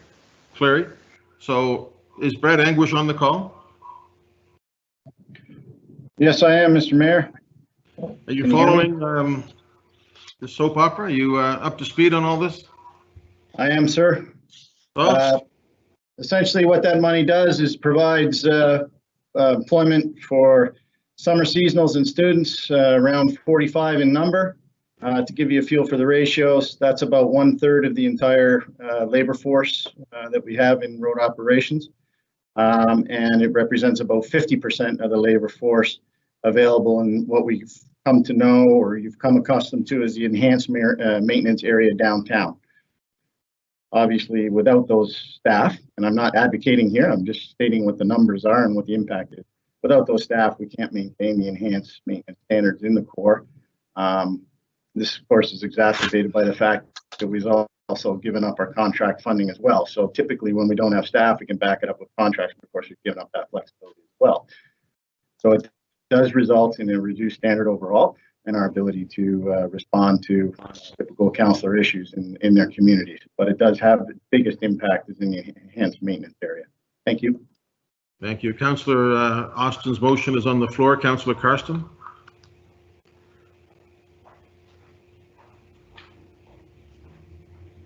Sorry, Mr. Mayor, my question was answered. Thank you. Thank you. Councillor Austin, you okay? Yes, I'll just, if you don't mind, Mr. Mayor, just very briefly to Councillor Walker's point. I mean, I could go for restoring the entire 630, but trying to read the room and recognize in the times that we're in, I mean, I can live with 315 to do a little bit more in this area. Thank you. I have one question for Brad, if I could. Brad, would any of these positions be positions that could be paid for by other orders of government summer jobs programs? Would we be able to cost share any of that? Basically, we already leverage those programs, Mr. Mayor, to the max. So I'm just going to, while there could be a couple, we're late in the game, and I doubt we could pull that back. It's worth a try. But essentially, the bulk of this, no, these are full-time employment for the entire summer. And yeah, I'll leave it at that. Thank you. Okay, ready for the question on Councillor Austin's motion. Question. Councillor Stretch, Against the motion. Councillor Hensby, For. Councillor Karsten, For the motion. Councillor Nichol, No. Councillor Austin, In favor. Councillor Mancini, In favor of the motion. Councillor Mason, For the motion. Councillor Smith. For. I'm sorry, Councillor Smith. For. I had a frog in my throat. For. Councillor Cleary, Yes. Councillor Walker, Or Councillor Adams, Against. Councillor Starowski, For the motion. Councillor Whitman, Against. Deputy Mayor Blackburn, Voting yes on the motion. Councillor Russell, Against the motion. Councillor Oated, For the motion. and Mayor Savage. Against the motion.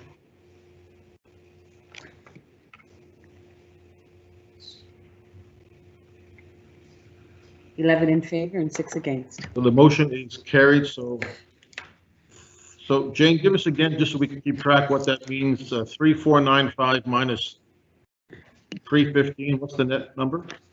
The net number, Mr. Mayor, is $3,180,450. I can put it in the chat as well. That's great. So that's the net amount of the cut that remains. Okay. Correct. All right, colleagues, we're going to take a break so people can. We're going to come back at 1:05. I do want to let people know that I've had a couple of requests from folks who I'm inclined to acknowledge that we move TNR, which is the trap and new to release the rural transit and district capital. So I'd like to move those to the top of the agenda when we come back. Somebody unfortunately has to leave at 2. If anybody else has specific requests, we'll try to accommodate. The other thing I'll say is we're going till 3 o'clock. So when we come back, we'll have less than 2 hours. And we may need to look at a meeting tomorrow as well. Just want to let you know. So if you could just keep your calendars from 6 a.m. to 6 p.m. open for now, we'll try to figure out what the best time might be. Maybe we'll get through this by 3 o'clock. We'll come back at 1:05. Thank you, folks.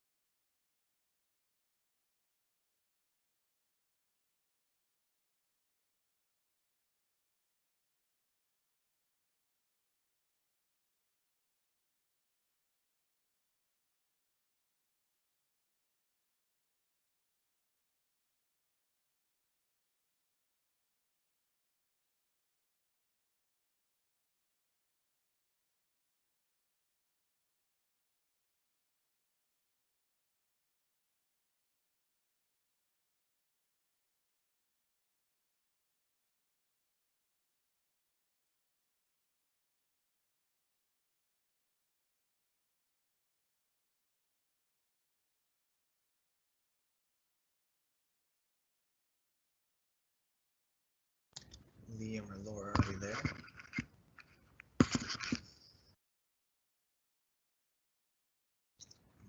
Presenters?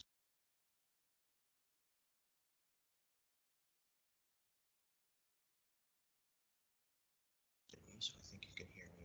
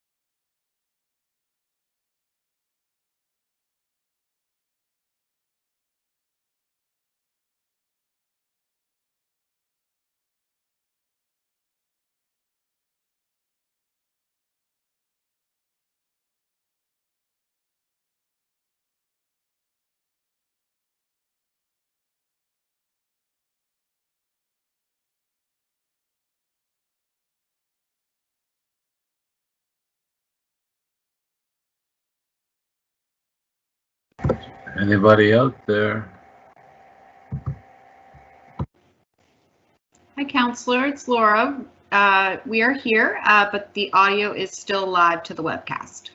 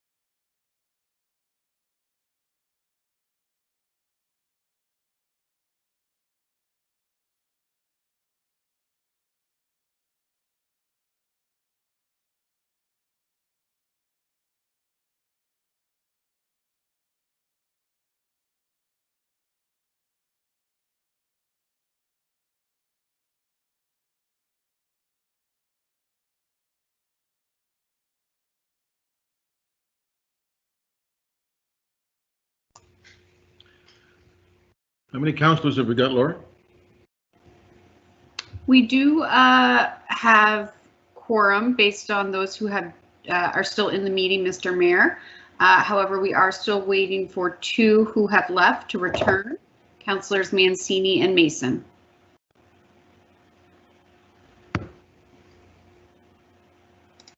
The M&Ms. I think we'll go ahead, Laura. Got a lot to get done.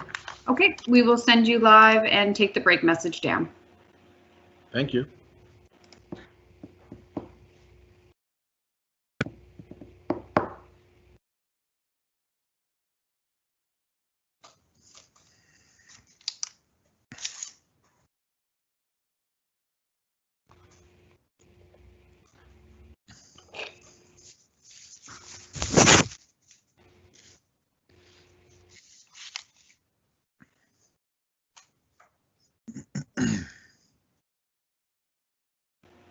You are live, Mr. Mayor. Thank you, Laura. Okay, colleagues, let's continue. I mentioned before the break there was a couple of items that have been asked to move up. And if people don't have an objection, I'm going to move those up. The first one is the spay and neuter release program. Councillor Adams, did you wish to address that one? Yes, please. Thank you, Worship. Just a question first before I move forward with this, if Denise is available. If this amount of money, the $25,000, is re-implemented, reinstituted, would that money be able to be spent? I guess this is Kelly. Sorry. Would the money be able to be spent? Is there capacity with the vets or with the those that are involved? Would they be able to utilize that funding if it became available to them? Kelly? Yeah, thanks, Mr. Mayor. Our understanding was that this is all that they could accommodate this year with the program. We got in touch with CCA, and they had suggested that cutting it by half would be perfectly reasonable given where we are. Okay, so we'll leave that the way it is. Okay. So, thank you, and don't allow Councillor Walker to second it. We don't have to deal with it. So nobody else is going to move on that? Sorry, I have a question, Mr. Mayor. It's Mancini. Yeah, go ahead, Councillor Mancini. Sorry, just to be clear, so we're not putting the 25,000 on the back in the budget. Is that what we're doing here? Right. Okay, just wanted to make sure. Okay, thank you. Thank you. Okay, District Capital, Councillor Adams, did you want to speak on that one? Yes, thank you, Your Worship. And there's been, I know we had the discussions about this and the rationale behind it. I think it should be understood that this, by cutting it, we're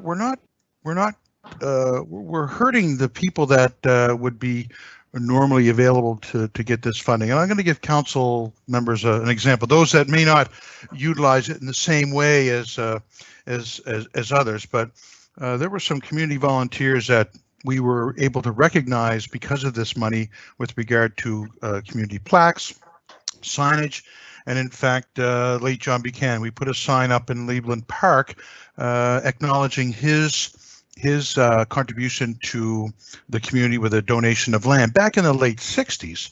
And, I got that out of him. It took a little doing, but found out that he had done that. We put a plaque up in his honor. A small park out in Terrence Bay would not have happened without this type of funding, and the rec center in Terrence Bay as well would not have been as far as they had gotten without this type of funding. So I'm asking that it be put back in. And again, from my personal perspective, it's not out there to buy votes or anything. It's just something that members of the community have come to rely upon, and it's something to supplement more so what what we don't get in funding that perhaps the downtown areas get. So I'd like to put the $750,000 from district capital back into the budget. That's a motion. I will second that, Lisa. And I have nothing else to add, Your Worship. Thank you.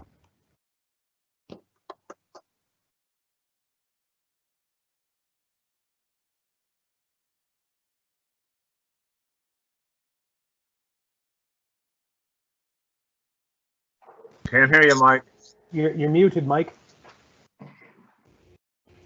There you go. You try to have a smoothie without everybody hearing it. Jane, just a question on that. Is it? There was a lot of discussion back and forth in terms of how much the actual amount is. Is it $750,000 if this is reversed? Mr. Mayor, yes, it is. The discussion was around the calculation of how much gets spent in an election year, whether it's a 60 or 40%, and then how that gets calculated. Thank you. Councillor Hensby on District Capital. Thank you very much, Mr. Mayor, and I'll be supporting the motion to put it back in because we also see on the budget forecast we have $150,000 on the community grants possible on the list as well. So I'm not sure the status of our overall community grants program, if there's going to be a reduction there or not. And I know a lot of community groups and organizations depend on some small capital projects, and especially now with the COVID impact, they cannot do their local fundraising that used to do. So they're probably more dependent upon these district grants than ever before. But if this motion does not pass, I want a clarification on the calculation, because if it's $750,000 reduction, it should be taken across the full fiscal year and not the first half or the 40% of the pre-election year, because CFO and I had a difference of opinion on the calculation, how it's determined. She was saying it's going to be $9,500 per counselor, and I said, no, I think it's 18 something. So I just want to make sure that we have a clarification on how that calculation is done if this motion does not pass.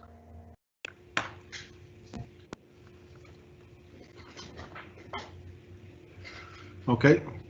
Jean, anything on that?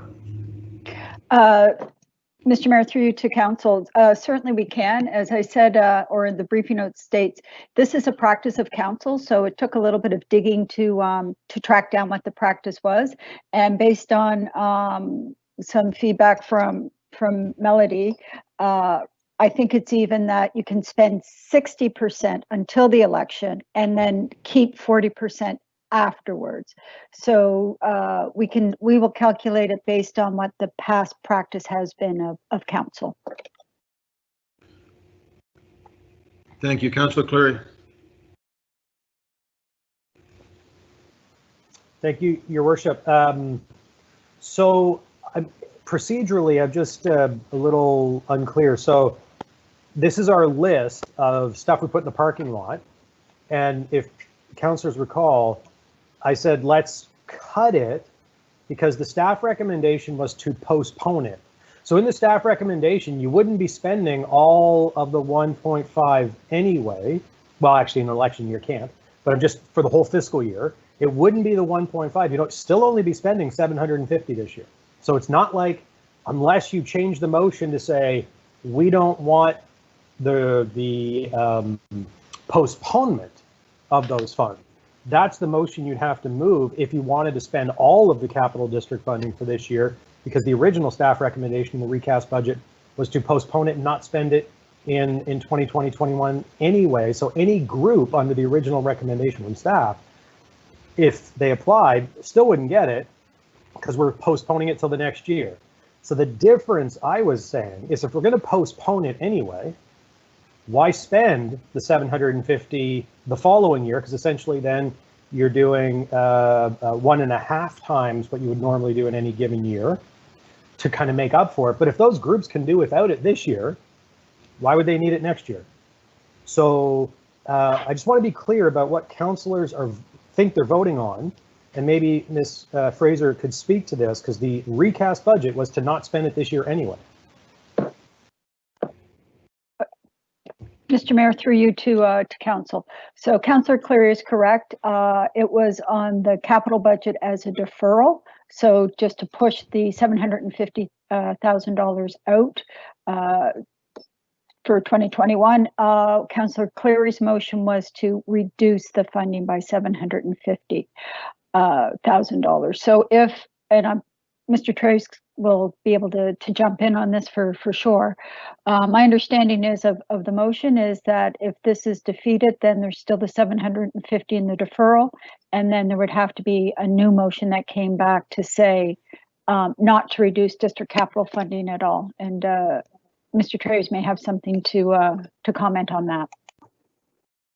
I think that's correct. The way I read it, it looks like it's to put it, the proposal that's in the budget adjustment list is an addition. So you're basically saying go ahead and put that money in. So if you want to defeat that, then you have to go back at it the other way. Okay, Councillor Cleary? Just on Mr. Trave's last point there. So I just want to be clear. So the motion that's on the floor, perhaps the clerk or someone could put the motion in the chat, because it's what it says here from Cheryl is that the budget committee amend to reinstate. So we haven't got a budget. This was the parking lot. So we haven't taken it out. So essentially, shouldn't the motion say to not defer for this year? So can we just put that in the chat so people are clear that if we're voting on this, essentially what you're doing is you're saying we're not going to defer, we're actually going to spend the whole amount this year. That's correct. Thank you very much. I just didn't hear if anybody, if the motion was actually moved, if we have a mover and seconder, but that's what it should read. It's. So Councillor Adams, you moved it? Yes, I did. Seconded by Councillor Walker. Was it Walker? Who seconded? Deputy Mayor. Deputy Mayor Blackburn. So this, just to be clear, this motion that is now before us, so the one that is recommended through Sean and by John, will bring it back to the exact same level as it was previous to the coronavirus and previous to then. So, and not saying that it's there to be spent, but there to be available, and it's always been 60% of the capital funding that is available is spent, because you can't go out and spend everything and then the new council member has nothing to work with. That's not fair either. So as long as the motion that's worded as per John and Sean will allow access to that money, then I'm fine with that. And I just need confirmation, Mr. Traves, if you could. Well, no, it's if no motion is moved, then the matter remains as was decided when council set its budget in February. So if you're looking to change what council had decided previously, then you will need to move a motion. And so I'm a little confused, frankly, as to what it is, but status quo is no motion. Okay, so if we pull the motion off the floor and go to the next item, we're good to go and nothing changes. Is that right? Well, let me just think this through, Jane. Too many double negatives here. Like, what was proposed exactly in the recast budget motion? So in the recast budget motion, it was to take the $750,000 off the deferral list of capital and move it to a reduction, so a cut, if you will, as opposed to just deferring the spending. I see. But staff's Okay. recast budget was to defer it for this year. So a motion would have to come, because if we don't do anything, it reverts back to staff's recommendation to defer the 750 for this year. It's actually, the staff's in the main motion we have in front of us today. It's to cut as opposed to defer. So you would need to amend that to say we want to either continue with the planned deferral or take some other action.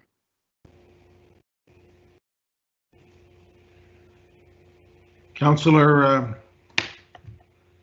Austin. Thank you, Mr. Mayor. I just want to clarify, dangerous word in this procedural discussion, I know. What is actually on the floor right now? Is it to carry on with this parking lot item of removing the 750, not deferring it? Or is nothing on the floor right now? Cheryl, was a motion moved at all or? Yes? It moved by Councillor Adams and seconded by the Deputy Mayor. Okay, so essentially, I think the wording that you have in the meeting chat is wrong.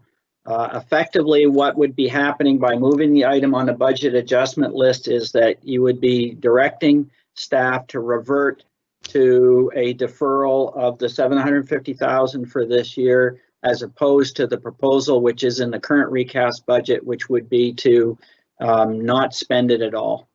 So you deal with that first, and then we go from there. So if I may, I don't think that's what Councillor Adams or Blackburn intended. Maybe we should go back to Councillor Cleary that put this on the parking lot in the first place to see if he wants to move this item along, and then we can actually have a debate about it. Just as a suggestion. It's Councillor Cleary. I'd be happy to, depending on Councillor Adams' wish, if they'd like to withdraw theirs procedurally. Then, from what Mr. Traves is saying, I'll put my motion on the floor to cut it. You can defeat it, and then you can put the new motion on the floor to not defer as per the recast budget, so that it just goes back to what we would normally do in any given year. It works for me. Yep, I agree. Okay, so then, Mr. Mayor, I will move that we cut, not defer, the district capital by $750,000 for this fiscal year.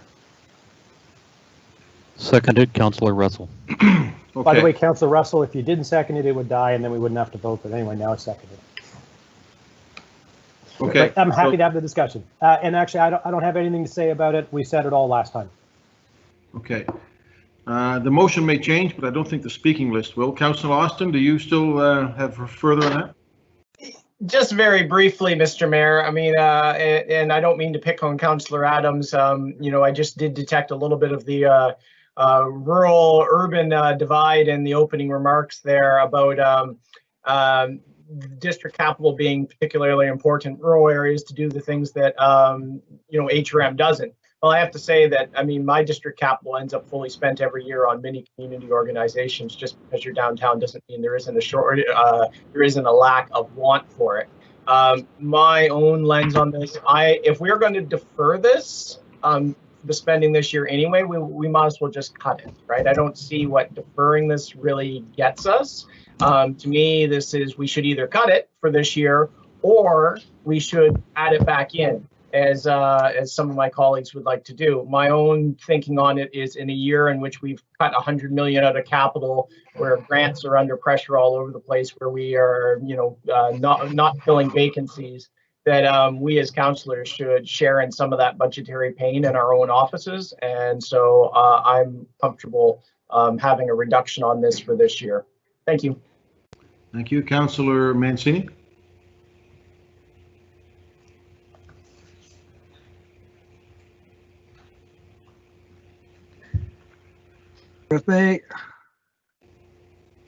Thank you, Mr. Mayor. Sorry for that delay in the mute. So this is an interesting one. So Councillor Austin referenced the rural and urban divide, and I don't think that's what it is. I believe every district uses this fund in many different ways. I'm concerned of where we are, obviously, with regard to COVID-19. Many of these nonprofit groups are going to be, or they're already in pain, and they're going to be needing the help even more so. And so I don't look at this as a counselor sharing in the pain. There's no pain to me if, directly if this fund's not available to me. But I look at the different nonprofit groups that typically that I would help. They would maybe community gardens, and Councillor Adams referenced Terrence Bay. There's lots of Terrence Bays in many of our districts that are out there that are going to be really, really hurting. And if we can provide them with a few $1,000s or and helping with the roof or whatever it may be during these tough times, I think these funds are even more important than under normal circumstances. So I understand, Councillor Cleary's initial motion, and I agree that we need to look at everything and take that cut. We've had lots of emails about the arts community. They've sent it out. They're worried about the topic that's coming up shortly. And if we cut that, and which I'm not getting into that debate now, but if there's a cut there, they're going to be looking for help. And so I see the requests increasing right now because of COVID-19. So my desire here is that we leave it. It's too bad we couldn't, as districts, choose to opt in or opt out. But that's really complicated. So I'm not going to suggest that. But I really think that this should be left alone as is. We already have a reduction because of the election coming up. It supports. I think about the work in Councillor Hensby's area and all those little groups that add up. So it's concerning to me that we cut it. So my ask is colleagues to in fact, let's leave it alone. Even the recommendation from staff not to defer it and just leave it alone. Thank you, Mr. Mayor. Thank you, Councillor Stretch. Well, I'm glad you guys got that cleared up. I still find it just a little bit ambiguous. I kind of agree that if we're cutting, across the board, that all accounts, including the district capital, should be affected somewhat. At the same time, I have never voted against a motion that would have cut back our district capital over the years. So to be clear, if we defeat Councillor Cleary's motion, then it's status quo. Is that basically what I'm hearing, that there will be no cuts to our district capital funds, Your Worship? I think if you defeat Councillor Cleary's motion, then the funds are deferred until next year, which was the original recast. So then councillors would have nothing to spend, or it would be a portion of what it was prior years? Then there could be a motion put on the floor to not to defer, but to keep the funding in this year. Jane, I guess that would be the one, if this one is defeated? Yes. On the amount of money that would be available to spend, if it's reduced by $750,000 and councillors can spend 60% before the election, each councillor would have $28,275 to spend. Yeah, well, that's not very much. And to add to that, if we don't, it's 56,000. Correct. All right, it's half. So in order to get to the 56,000, we have to defeat Councillor Cleary's motion, and then somebody else comes forward? Correct. All right, lots of thumbs going up. Then I'm going to vote against the motion, and hopefully one of you big thinkers will bring something forward. Thank you. Councillor Mason.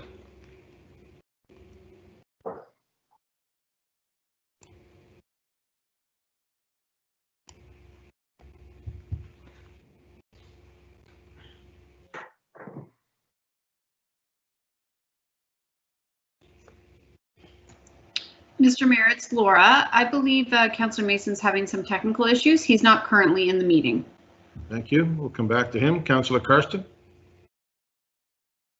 Yeah, thank you very much, Mr. Mayor. And I thought I was already on the list and just thought I wasn't, but I'm here now.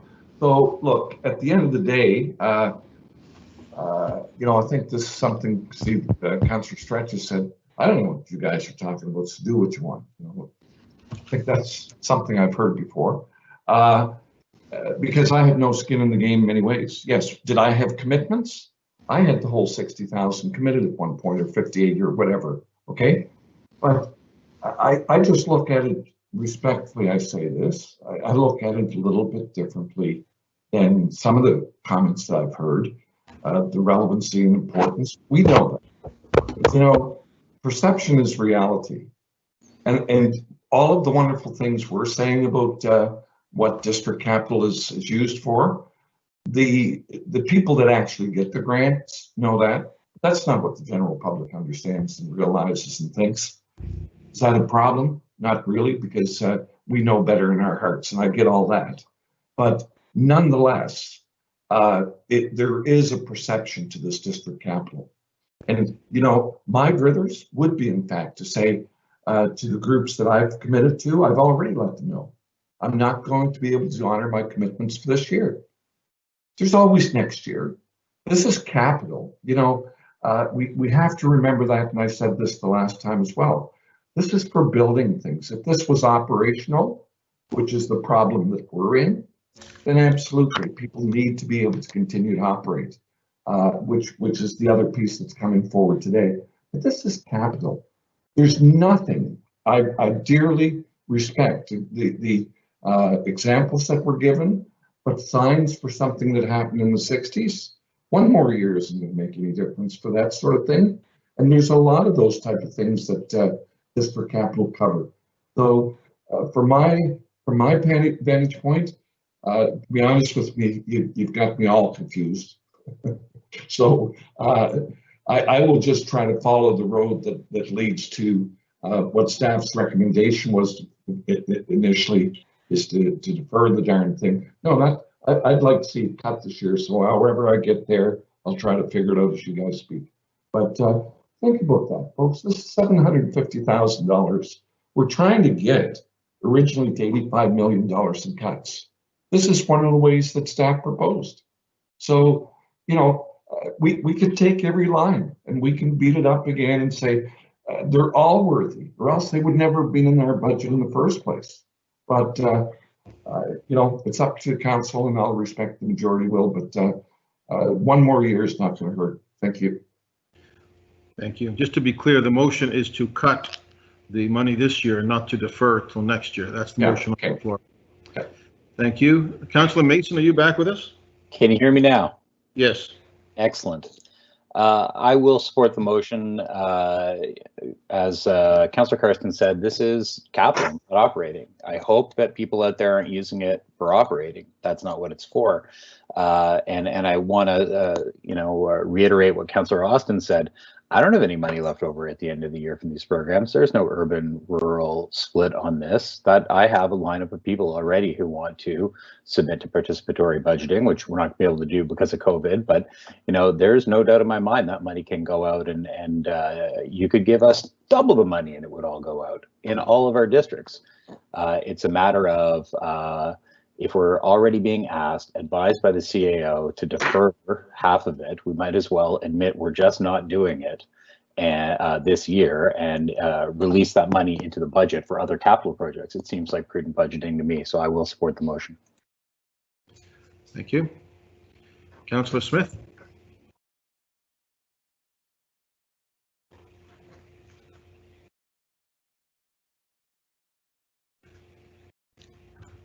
Councillor Smith.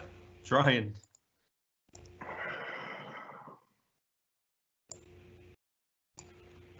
We could hear you a second ago there, Councillor Smith. Oh, there you go. There you are.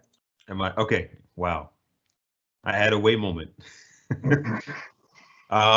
So most of my concerns and questions have been answered. Really, because I put my name early on because there was some confusion on what we were doing here. So, and just to reiterate, I support what Councillor Karsten and Mason have said. I have, I think, 3 in the past week requests to access district capital, and I've told them all the same thing.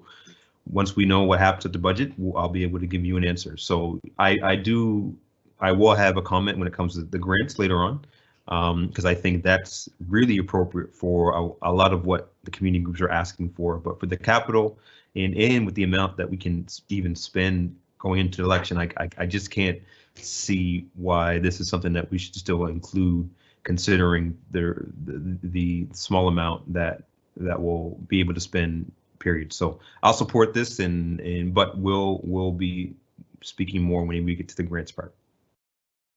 Thank you. Councillor Adams.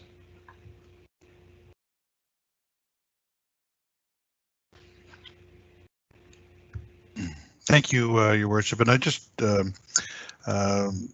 this by no means was even to imply an urban-rural divide. I was just simply saying that there are areas that have access to some services that other ones don't. And this is not sharing in pain for councillors. Whether we get this money or we don't get this money, there's no pain, there's no satisfaction from it. The individuals that may not get something could have a problem with it, but from a personal perspective, there's no pain to be endured by anybody. So I think if we're good, I'll call for the question. Thank you.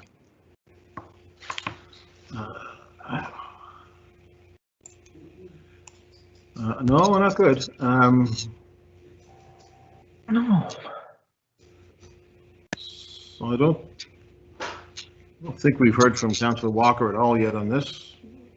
No, you haven't, Mr. Mayor, and I'll be voting against the motion. I voted against it the last time, and the motion's on the floor. I'll have it reinstated, and I'll state again, for those councillors, you don't have to spend any of it.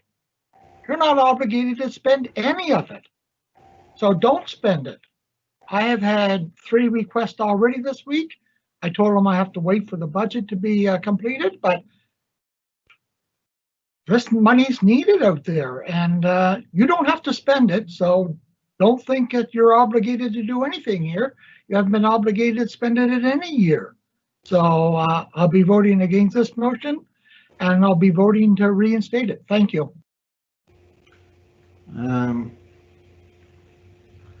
Councillor Russell, I guess. Councillor Russell. Thank you very much. I will be supporting this motion. One of the things that I'm concerned about is that we will be adding in pieces, most of $1 million, $1 million, $3 million, $5 million, and we will get to a state where we can no longer do it without going more into debt, without spending some of our reserves, without raising taxes. And I want to avoid that. We will be giving a I am simply concerned that we will get too close to that line where we will have to take measures now that we don't want to take now. Yes, Councillor Walker, you are absolutely right that you don't have to spend it this year. That being said, this money carries over, as you know, and if you don't spend it this year, it will still be allocated, and we would have it in our budgets for the following year in order to be able to spend. So I am going to be supporting this motion, and there are a number of community groups who would be able to benefit from this money. There's no question. But for this year, everybody is hurting, and unfortunately, this has to be part of it.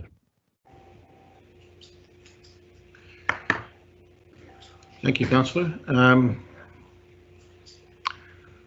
So a little confusing here, but I think I got Councillor Austin. Do you want to speak again on this one, Councillor Austin? No? Councillor Mason, are you done? I'm done, thank you. Councillor Adams, you're good?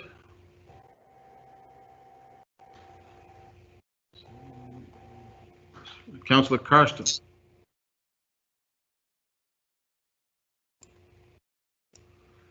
Councillor Karsten, did you wish to speak? Thank you very much, Mr. Mayor. The mics do take a while to come on there for sure. So just to reiterate what Councillor How do you know that? Russell just said, that it's not a matter of we can spend it or not. If it's allocated, if council agrees to leave this in the district capital, then it's allocated there. The staff can't use it in another envelope. So again, I'll be voting for the motion. Thank you. I don't see it. Oh, there it is. Okay. Councillor Mancini. I'm good, Mr. Mayor. Thank you. Is there anybody else that wants to speak on this? Councillor Walker, you've spoken to it?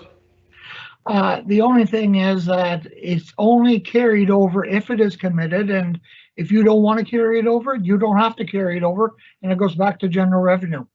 Thank you. Okay, so the motion on the floor, to be clear, is the motion of Councillor Cleary, seconded by Councillor Russell, that instead of deferring the 750,000 in district capital, that it be cut from the budget this year. That's the correct motion, right? So are we ready for the question on Councillor Cleary's motion? Question. Councillor Stretch, Against the motion. Councillor Hensby, Adamantly against. Councillor Kirsten, For the motion? Councillor Nichol, No. Councillor Austin, In favor. Councillor Mancini, Against the motion. Councillor Mason, For the motion. Councillor Smith, For? Councillor Cleary, Yes. Councillor Walker, Against? Councillor Adams, Against? Councillor Zarowski, Against the motion. Councillor Whitman, I'm a yes with President Bill. Deputy Mayor Blackburn, Voting no on the motion?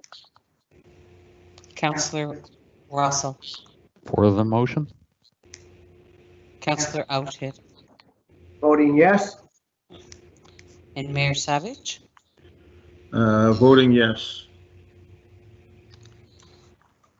It's close. 6, 7, 8.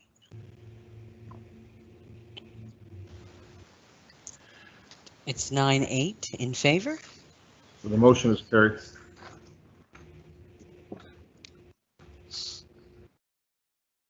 Okay. Then we will go back to where we were on the list. The next item I see on my list is tree planting. Mr. Mayor, Yes, Councillor Walker? I think there needs to be a motion to put it back into the budget. It would have to come from a motion of reconsideration. This is good. So you mean on the previous motion, Councillor Walker? Yes, the motion was to remove it this year, and the recommendation is it in this year or is it not in this year? Go to It's not Jane. this year and it's not deferred. Pardon me? Jane or Cheryl, my understanding is that it's removed from this year's budget. It is not deferred to next year. Correct, Mr. Mayor. It's a one-year reduction of $750,000 for 2021.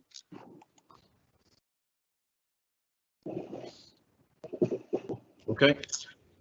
On tree planting, Council, what is your wish on that one? Councillor Austin, was it? Yes. Who else but me on trees, Mr. Mayor? Realizing where we are, I can't bring myself to ask for $1 million for trees. I do think this is an important program, and it's worthwhile to have something put towards it, not just drop it entirely. As we know, trees provide us with a huge amount of benefits, and they tend to, over time, they become more and more valuable. So I would like to move 250,000 towards the tree budget for this year instead of having the 1 million cut, to reduce that cut down by 250. Okay. So that would bring it down to 700 or 800. Jane, help me out on that. 750. So Counselor, for clarity, are you asking to have $250,000 added back to TPW's retreat? Okay. Yes, I'd like to have, I mean, I realize where we are, that we can't do everything that we'd hoped to do this year, but to scrap, you know, this the planting entirely, I mean, that's how we got way behind on the tree planting to begin with. And I think it's worth remembering, you know, we talk about in TPW in particular about the economic importance of carrying on programming, carrying on with our capital and roads. Well, it's not like ferries plant the trees and grow the trees out in the woods. Those are jobs to do that. So there is an economic piece to this, as well as all the long-term municipal benefits that I think all my colleagues around the table are very well acquainted with at this point. So I think we can do it in the budget to salvage something here, even though we can't do everything that we'd hope to do, which is a bit of a heartbreaker for me anyway. Second. So that means 832,000, Jane, would be the cut? Correct, Mr. Mayor. So instead of 1,082,200, it would be 832,200 cut, correct? Sam, that makes sense to you? From other agencies in Canada. Thank you. So let me see who wants to speak to this. Councillor Adams on this? Thank you, Your Worship. Not to this. I just the previous motion and the one before. I'm the individual. I have to leave around 2 o'clock, and I just want to thank Council for accommodating that. Thank you. Thank you. Councillor Cleary on the trees. Thank you, Your Worship. I guess I'll ask for Councillor Austin to clarify when it's his turn to speak again, but as I recall, there was in the recast budget still 80% of our pruning budget that was maintained. It was all of the tree planting and 20% of the pruning that was being cut. So if I could ask, if we're adding, what does that work out to? I think it was 250 we're adding back in. So if we add 250, does that 250 go entirely towards tree planting? Or does some of it go towards that 20% cut in pruning? And how many trees can we plant if all 250 goes to tree planting? So Brad, I guess, is that Brad Anguish? Yes, Mr. Mayor. If Councillor Austin's motion is all tree planting, again, it's going to determine on the final price, but we're looking at about 350 to 380 trees for $250,000 done through contract, and I will be quick to point out that will be a fall planting. We've missed the spring window, and I think that answers the question. I have a follow-up then, Mr. English. So if it's fall planting, would that be around the same number of trees we would plant in the fall? I'm just wondering about capacity. If we're doing it all, do we have enough staff and enough contractors who could plant almost 400 trees? I don't know what it takes to plant a tree. Right. Yes, because we're going to do it all through contract. So as long as we give word, early enough, we'll be fine. Okay. Thank you very much.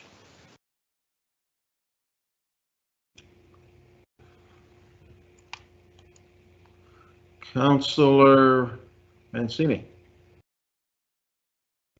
Thank you, Mr. Mayor.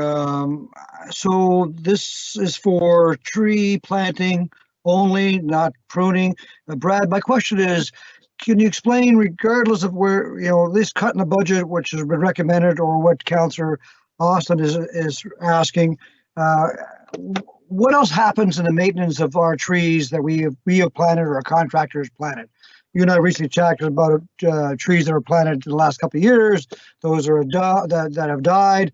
Does our crew still go around, and if there's a tree that was in an accident, hit by a car, or do they try to save the tree? Can you explain what maintenance is still done, regardless of this our conversation today about a cut, if anything at all is done to them? Well, if by maintenance, the key maintenance that's done to a tree is, of course, the pruning program, and we have advanced our pruning program. Although it's 20% reduction, we are focused on the pruning of young trees. As far as I think where you're going is dead trees, and dead trees trees occur in a few different areas. One, we have our annual planting program. Those trees are under warranty and they do die. Those assessments, as the trees start to leaf out for this season, those assessments are underway now. We also have trees planted through our new capital projects. I would point to Forest Hills Parkway, for example, complete streets. Those trees also get assessed and are checked for warranty and then get replanted. Then, of course, we have our greenfield developments where developers put in trees in public rights of way. Those trees also die. They have to be assessed and determined. Typically, and then, of course, you have your snow program, which also is pretty good at taking out trees sometimes. Each of those is a discussion on holding folks' feet to the fire on warranty. So what happens now, we do the assessments, then we start the warranty process. Inevitably, your goal is to get 100% of these trees replanted under warranty. Typically, the best we can do is to have those replaced by fall. Sometimes it's the following spring, depending on where it goes. We are taking steps in our contracts to have that done faster. However, that's where we are now. So then beyond that, there's inevitably the dead tree that just does not fall under a warranty replacement, in which case that falls to us. Based on the reduced budget, we'll make best efforts we'll focus mainly on the ones that pose a safety risk and get those out of the way. So hopefully that kind of sums up the process. Yeah, it does, Brad. Thank you. So there's still work being done regardless of what cuts in front of us on the trees, the assessment. I would like, and I understand you have constraints around it, Brad, we had, in the past, we were told call 311 if we see a dead tree, and that goes into the list. But, before we actually see the change, I've already received, 15 calls from people in the community saying, well, why are you leaving that stick up? So they're noticing that. So that answers my question with regard to what made it has been done. Thank you, Brad. Mr. Mayor.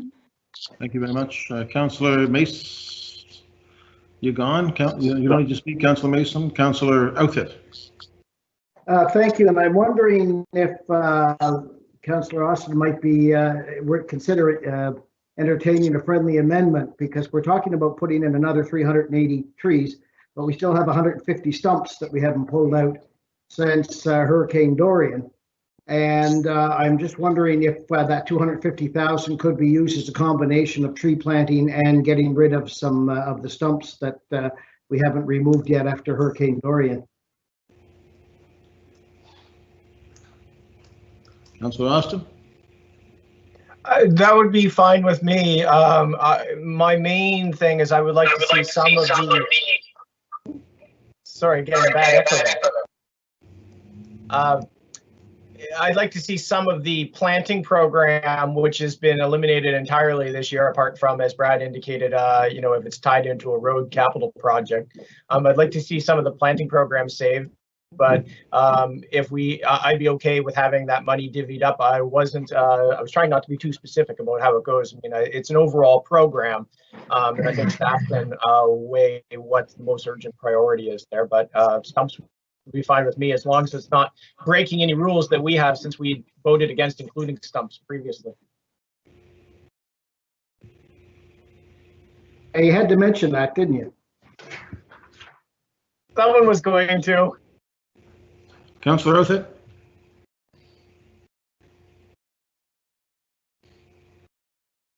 Sorry, I hit the mute. If that's a friendly amendment, I will support this. I'd like to see 250K used towards some tree planting and get rid of some of the stumps from the trees from the storm damage. Thanks. So I think Councillor Austin accepted that amendment with great enthusiasm, is how I see it. Councillor, can I go to Councillor Karsten? I know he has to jump off. Councillor Stretch, do you mind if I jump you and go to Councillor Karsten? Thank you. Councillor Karsten? Thank you very much, Councillor Stretch, and thank you, Mr. Mayor. So, look, I'd love to stay to vote for this, because I think Councillor Austin knows that I'm into trees just as much as he is, and I think it's a worthy thing. I would ask Council to consider one conversation, because I do have to jump off, and it goes through you, Mr. Mayor, to Brad. Is that, number one, the $250,000 doesn't buy us a lot of trees, and I'd really one day like us to have a closer look at that again, whether we can do it cheaper by hiring some part-time staff in the fall and spring because contractors 50-50, okay, do the job. Other times there's questions, and I think the average tree is costing us planted far too much. That's my personal assessment. 600 and change is a lot of money for a tree, or $600 or $700. So that's not the point. Brad, we have a commitment from Tree Canada that I got in that discussion, as you'll recall, in Kitchener-Waterloo with the then Executive Director, Mike Rosen from Tree Canada. We have a commitment. We made an announcement. They're going to plant trees because of Dorian in the municipality. Is there any update on that? Would we need this 250 from our budget if in fact we have firm commitment from Tree Canada, which has been my understanding all along? Yeah, I do have I think Bev is monitoring the call. I'm going to ask her to just fill in the details. Essentially, there's our staff is in conversation with Tree Canada. There's no specific program announced for this year as of yet. If I recall, we gave a quick brief to Councillor Hensley on this. Obviously, we'll stay in contact with them, but that would not impact us. My understanding is it would not be done in a time frame impact this. But I'll ask Bev if she's monitoring, if she's got some better information, please. Okay, she's not on the line, though. Oh, yep, she is. I'm coming. Hi, Bev.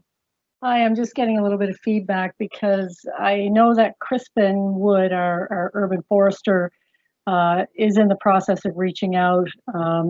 Tree Canada, after Dorian, focused more on the private trees and put their efforts towards that to help private citizens, because we lost 600 street trees, but that didn't include everything everybody else lost. So we had a full budget then. We didn't feel a need at the time to pursue it on the part of the city because we had as much as we could manage capacity-wise with our budget, and we felt it was better use of their resources to work with private citizens. Now that this has changed, we have both the federal government program that the 2 billion trees that Crispin is working on now to try to reach out and see what we can access there. And he will indeed be reaching out to Tree Canada once the budget process is complete and we know where we sit. So we'll be begging and borrowing and doing whatever we can to get trees in the ground and maximize the value of whatever council decides they're going to allow us to have here.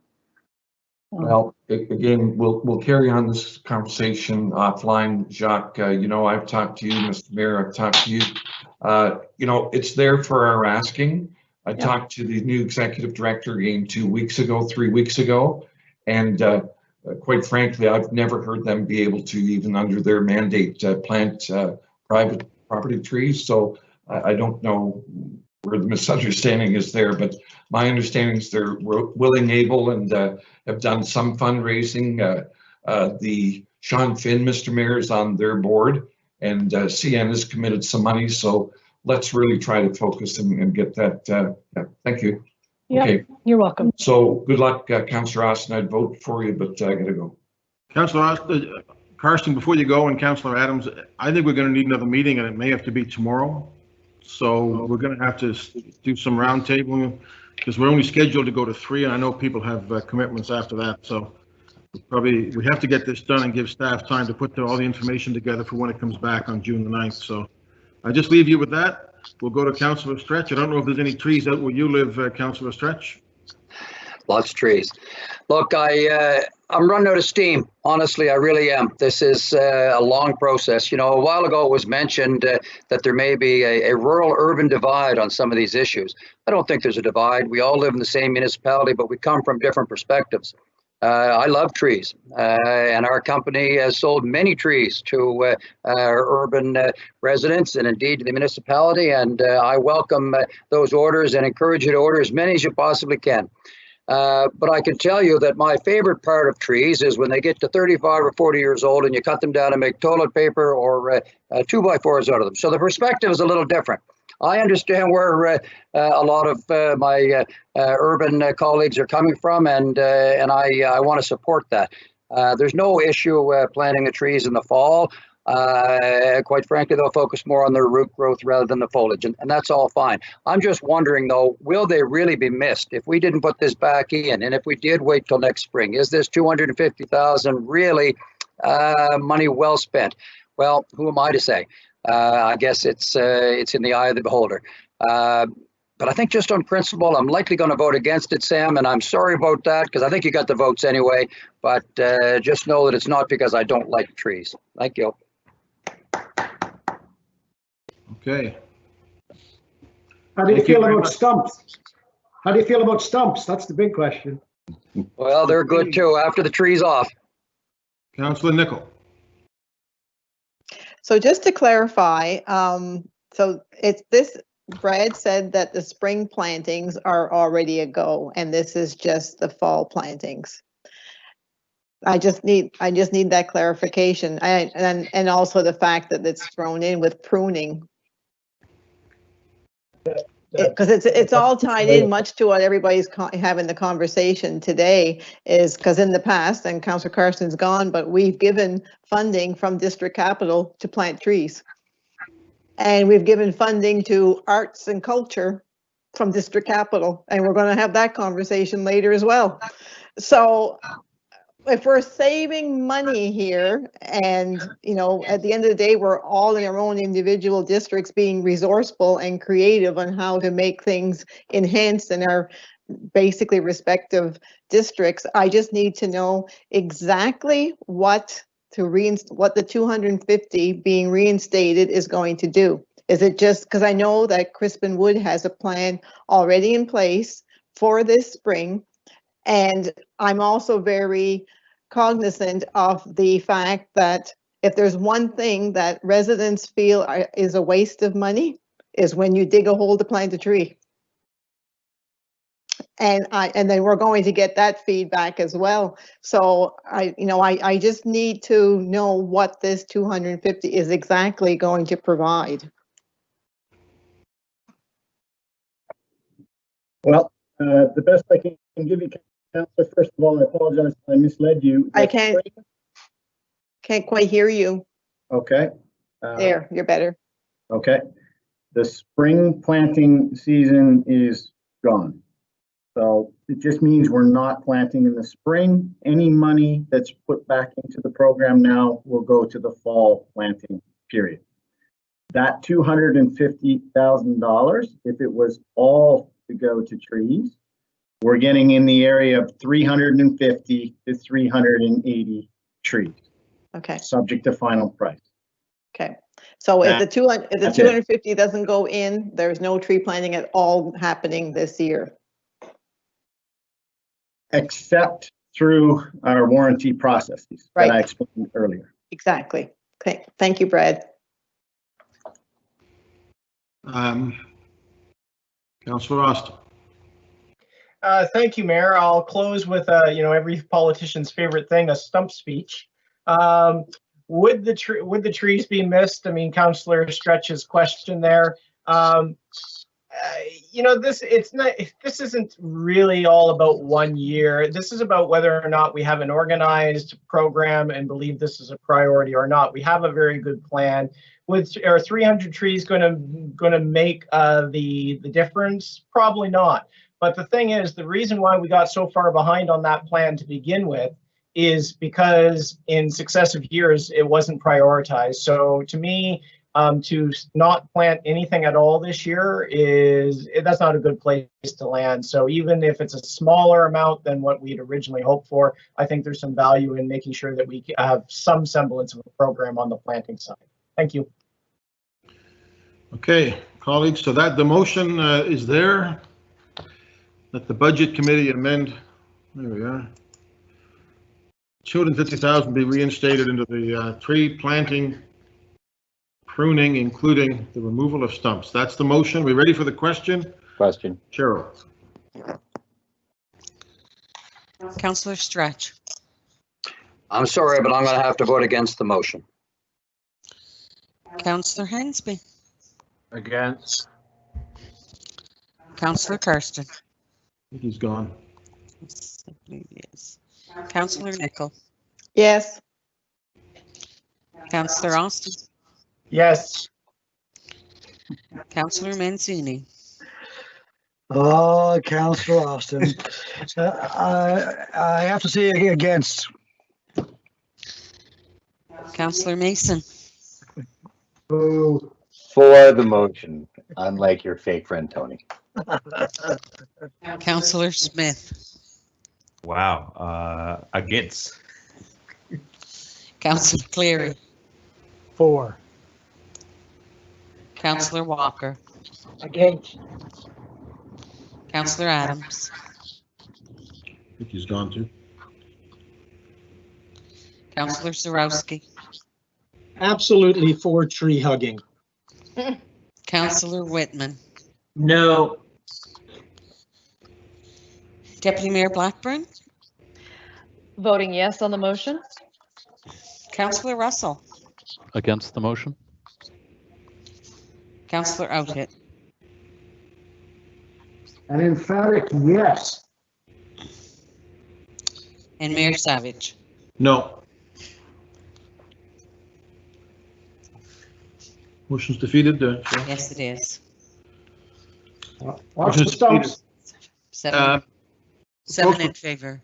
7 in favor and 8 against. 8 against. So colleagues, just looking at the time, we've done 3 items since 1 o'clock. I think it's overly optimistic, and I'm an optimist to suggest we'll get through this whole list today. We might, but we do have to stop at 3. And I think, Jacques, we need to get this done this week, ideally, right? Or Jane? Yes, Mr. Mayor, we need to have it done this week if we expect to come back on the 9th of June with a recommendation. So my question, colleagues, is if we're going to have a meeting tomorrow, I know you all have calendars like I do, what's the better time? Is it the morning from 10 till 12:30? Or the afternoon 1 till sort of, let's say 4 or 3:30? Morning. Morning. Is the morning the option, folks? Morning's good. Morning. Or we could just not add anything more from the list. Well, let's tentatively, is that a motion, Councillor Nichol? I think, is that a motion? So You want me? I think what we'll do then is we will schedule it at 10 o'clock tomorrow, and we'll try to book 10 till 1 o'clock and see where that maybe takes us. Laura, you hearing me? Yes, Mr. Mayor, we've got that. Thank you. Okay, let's work with that. Next thing on the list. Okay, I'm seeing. And I would move it, Mr. Mayor, if I knew I'd be successful. Yeah, I'm just seeing that Councillor Zarowski cannot do the morning, others can't do the afternoon. It's a problem. I think we're going to have to go with what we go with. So tree planting is done. Street sweeping? Nope. Anybody want to move anything on that? That's off. Correct? Just want to make sure nobody comes back and says the mayor moved too fast. I like the sound of Councillor Walker crickets, will take Mr. that. Mayor. What's that? I like the sound of crickets, Mr. Mayor. What's Very wrong, peepers? Very service reduction. Anybody interested in that one?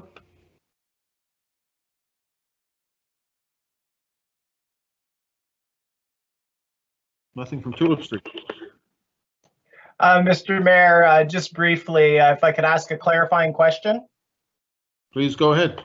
My understanding is this is not a permanent cut. It is reflective of the fact that we are currently operating the ferries just at peak hours, that the intention in the budget is to return them to full service as we ramp back up in recovery. Dave or Jacques?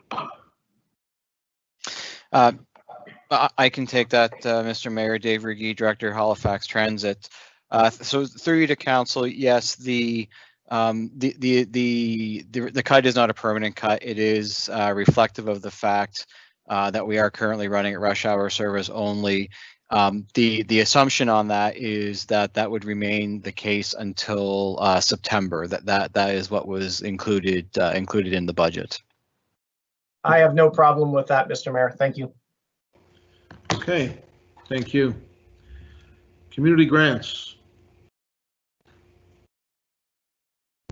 Yeah, I'd like Mayor, I'll to. move the reinstatement of $150,000 for community grants.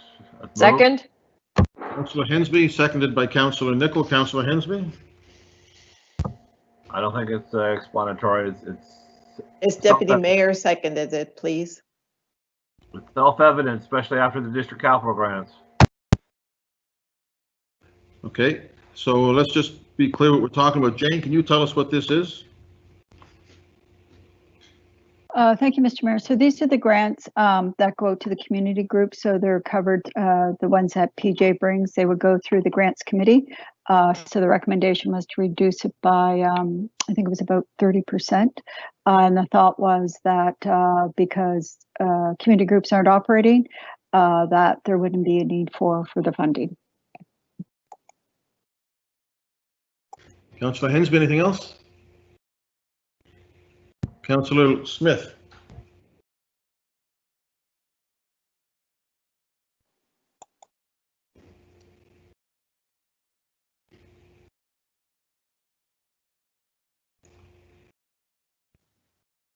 Councillor Smith? You can hear me? Yeah. I'm good. I put my name on the list so I could put it on the floor, but you know, I guess I should just unmute and yell. Okay. Yeah, just when it says speak to something, I put you on the list to speak. It doesn't mean if you want to move it, then let me know. That's good too. Councillor Russell.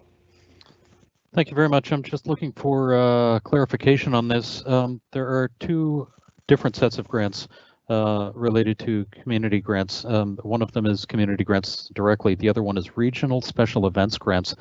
And I'm wondering if this goes anywhere near the regional special events grants.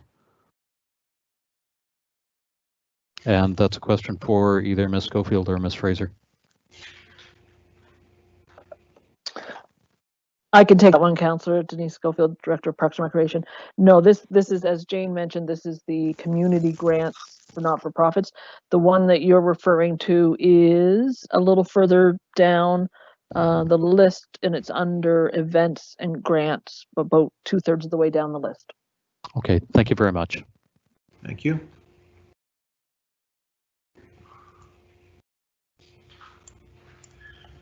Okay, ready for the question, colleagues? Question?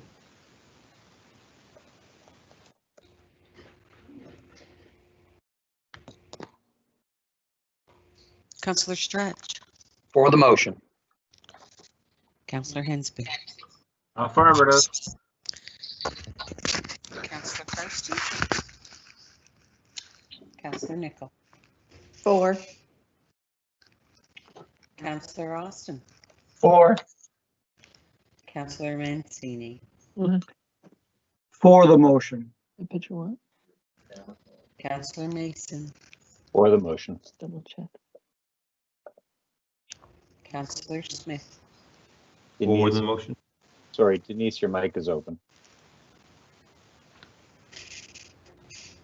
Councillor Cleary. Yes. Councillor Walker. For.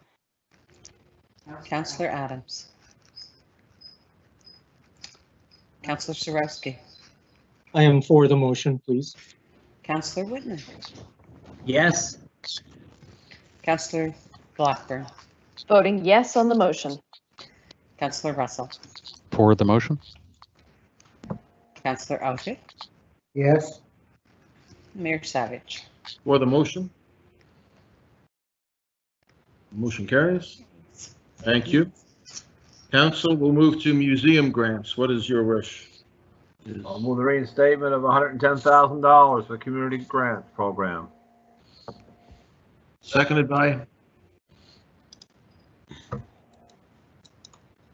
Somebody going to second the, I'll second it. I was going to ask if I could. I don't think I can, but who was that? Stretch. Councillor Stretch seconds the motion on museum grants. Councillor Hensby? Well, Mr. Mayor, with this COVID crisis and the museums being shut, they had no way of doing any fundraising as well as they also have expenses to be covered. So this is morally needed than ever before. Okay, ready for the question, colleagues? Anybody else wishing to speak on it? Councillor Nichol? Just a quick question of clarification. So this includes the museum grants that were from the former county as well that were just reinstated? I don't know if someone else can clarify that. Is that a Denise thing? I think so, because as you recall, council approved to the former county used to support museums and then by giving them funding, and then they removed that and we put it back in about a year ago or so. This was a whole series of museums where the Museum Association came together and made a recommendation. Exactly. Yes, and I just wondered if this Denise, are you on the line? Are you able to answer that?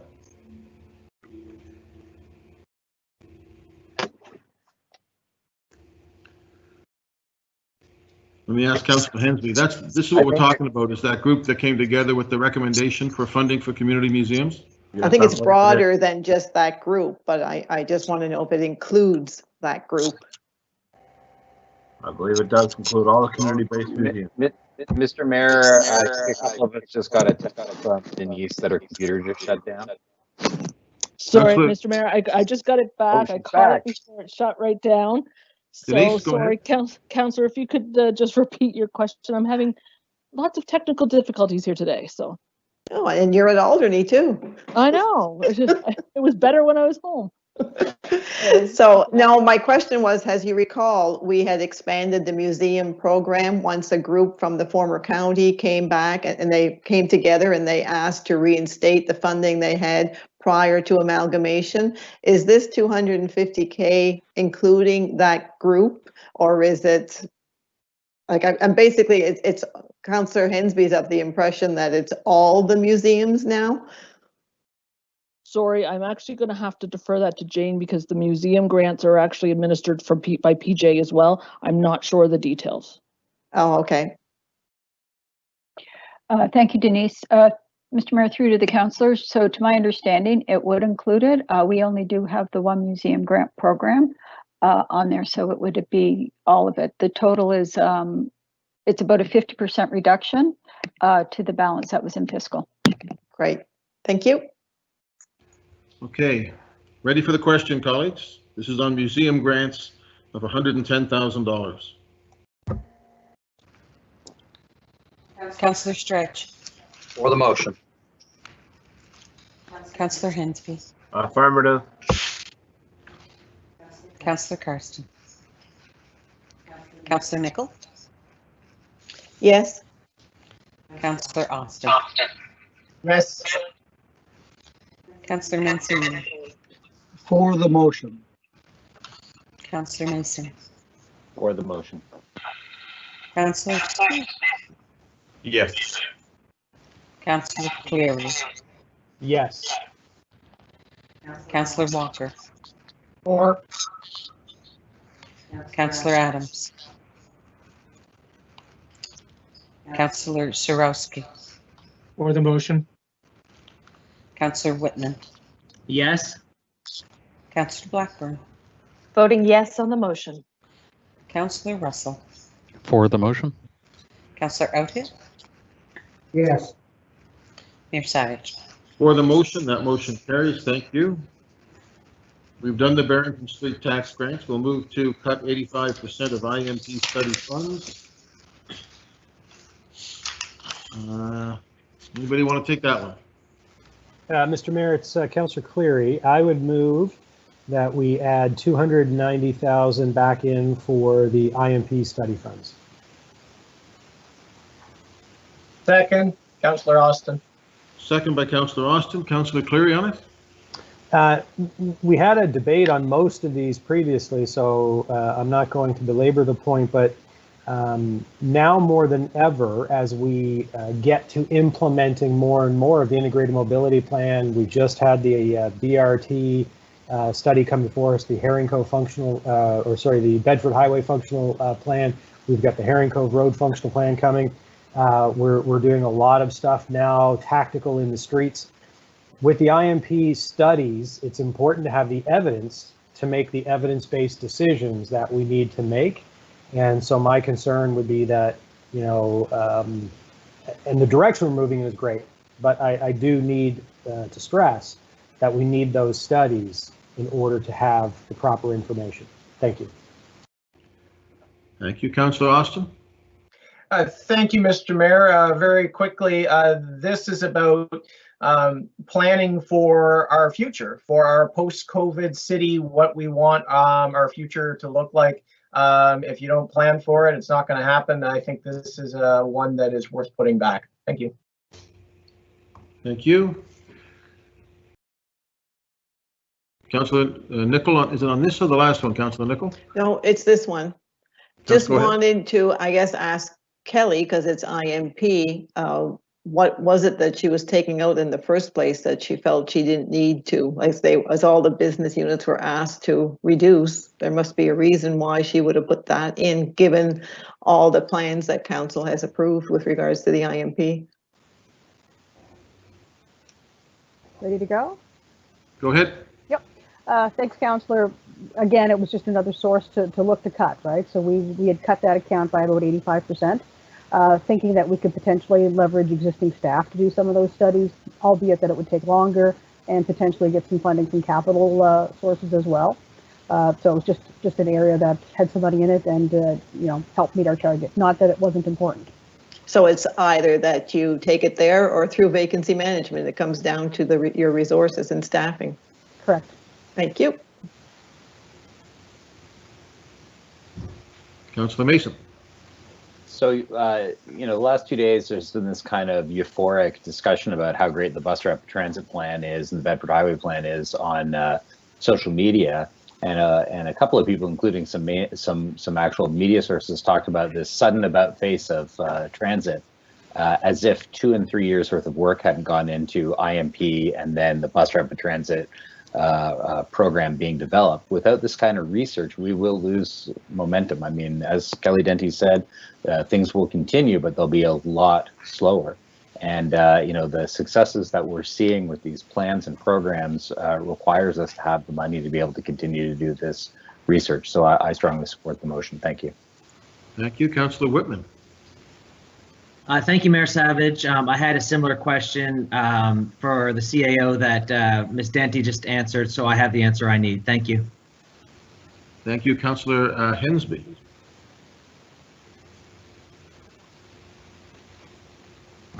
My question is in regards to slightly answered by Kelly in regards to staff capacity versus going out to the private sector for these studies. We kept some money in the budget. We kept 15% of the budget. I assume that was for the staff complement to cover that kind of cost allocation. In my opinion, what we have in play now for IMP projects, how much time is it going to take to implement what we have in play now versus future studies? I don't think a 1 year's delay in studies is going to delay our implementation. We got so many things right now moving. It's going to take time for those to get implemented. And I think that we're going to have to see what other funding sources are out there. If there are federal and provincial programs to possibly reinstate some funding, I'll revisit another time. But at this present time, I will not stomach the 85% implementation or restoration back. If it was a smaller amount, I might stomach it, but not the full amount. Sorry. Thank you, Councillor Russell. Thank you very much. We had recently voted to restore some of the vacancy management piece, and I'm wondering, would you be able to use some of the vacancy management money to take care of some of this reduction? Is this strictly a human cost, or are there other things that would be used in this study? So I'd have to look at the numbers. These would typically be outsourced studies, right? So we would outsource these to private consultants to give us some detailed information that would speed projects along. So it's not that we couldn't do it ourselves, but again, staff capacity would turn from project management and consultant management to actually doing the background research themselves. Okay, but it is possible to get it done internally. It's simply a longer time. Yeah. Okay, thank you.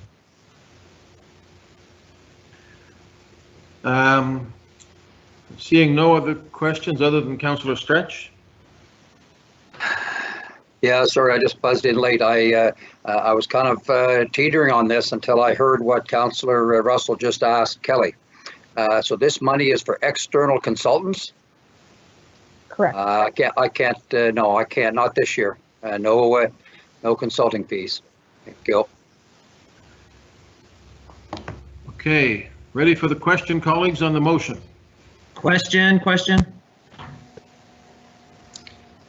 Councillor Stretch. Against the motion. Councillor Hensby. Against. Councillor Karsten. Councillor Nichol. Yes. Councillor Austin. Yes. Councillor Mancini. For the motion. Councillor Mason. For the motion. Councillor Smith. Yes. Councillor Cleary. Yes. Councillor Walker. Against? Councillor Adams. Councillor Zarowski. For the motion. Councillor Whitman. Against. Councillor Blackburn. Voting yes on the motion. Councillor Russell. Against the motion. Councillor Outitt. Voting yes. And Mayor Savage. Yes. That motion is passed. What's the count, Fisher? Sorry, 10 in favor, 5 against. 10 to 5. The motion passes. Thank you. Councillor Zarowski, I think you wanted to do the beach water testing and lake weed harvesting, and I'm sure there's others. Councillor Zarowski, was that you? I will move that if he doesn't. I will happily move that. I'd like to, actually, there are two of them, the beach water testing, lake weed harvesting, and the water quality monitoring program. Is it possible to roll the two into one? I think we better do them separately because we've been doing everything separately. All right, let's begin. To prolong things, but go ahead. I'd like to move I that. can come back to you on the water quality if you want, or you can do this one. I'll just go into the beach water testing and lake weed harvesting. I'd like to put back into the budget, please. I'll second that. Do that. Councillor Russell. Okay. Anything else on that, Councillor Zarowski?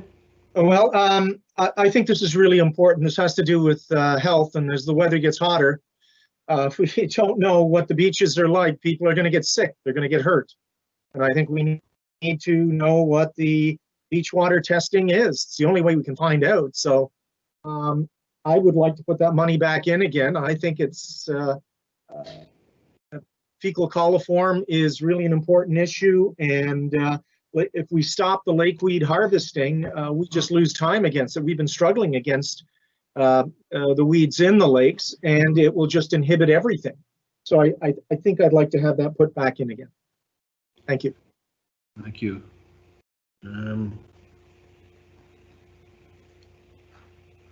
I think Councillor Austin's next on lake beach harvesting. Thank you, Mr. Mayor. And I don't know if there's anyone from staff available to answer. How much of this is the actual weed harvesting of that 290? Mr. Mayor, it's Peter Duncan. I can answer that question if you'd like. Thank you. Through you, Mr. Mayor, to the councillor. Of that amount, we have set aside approximately $210,000 for the weed harvesting and about $80,000 for the beach water quality monitoring. So my suggestion, I appreciate Councillor Zarowski's enthusiasm for the Lake Binook weed harvesting program, because that's the only place where we're doing weed harvesting. You know, I don't think we actually need to do that this year. That's primarily a program that's been aimed at regattas. Well, there aren't any regattas happening this year on Lake Binook, so there's not really anything to interrupt at this stage. And the studies that have been done on Lake Binook, the analysis, and Peter, you can correct me if I'm wrong here, my recollection is that we haven't seen a year-over-year result, like areas that have been harvested, then we do not have many weeds in those areas returning. That has not been the case, that this is more about whether you cut them or not in different sections of the lake. They come back just as they would. There is not a year-over-year support that, well, if you skip a year, that suddenly they're going to be back more fierce than ever. They come back regardless. Right. So to me, this is one we could potentially remove this year for 210,000. Is that a fair assessment, Peter? Through you, Mr. Mayor, yes, that is a fair assessment. You do have to harvest some year over a year. And while we don't know what will happen if we stop for 1 year, I think what you've said is a fair assessment. Is there any tie-in on the water quality piece? Because I mean, that work is still outstanding on Lake Binook as well. Because in some ways, we do remove phosphorus in weed form from the lake. Yeah, I can't really speculate. I think you might have something there, but I don't have the test data or the studies to support that. Well, I'll leave it at, I'll support this motion, but if we did need to squeeze the budget, there could be savings here. Thank you. So do you want to amend it, Councillor Austin, to take out the 210,000 for the? Well, only if Councillors Zarowski and Russell are supportive. Can I jump in, Mr. Mayor? If you want to respond to that, yeah. Yes, I have no problem with that. And since the bulk of the expenditure is for the weed removal, and if the weed removal is not going to be an issue or affect the beach monitoring, then certainly I view this as a friendly amendment. And I support that as well. Councillor Austin? Yeah, so let's reduce it down to 80,000 then for beach water testing, and the weed harvesting can return in 2021.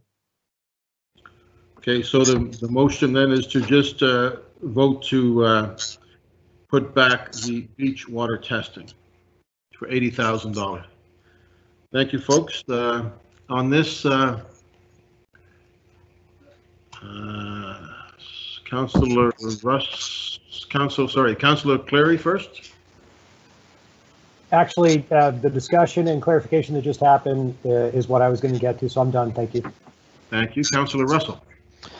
Thank you very much. I'm looking at this and seeing what the province has recently opened, that we are able to get back into the beaches.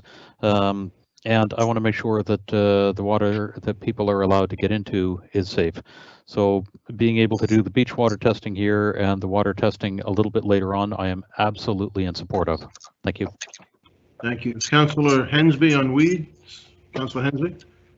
Thank you much, Mr. Mayor. Even though the bulk of this program was at Lake Binook in regards to the regattas, there are other swimming beaches we have in our municipality with supervised beaches. Chocolate Lake and Lake Echo are two I can think of off the top of my head. And weeds are becoming a very problematic for those beach areas. So I'd like to see at least some money retained for weed removal in regards to some of our swimming beaches we have supervised. So I like to, I hate to see it totally gone, but perhaps a portion of it kept for that purpose.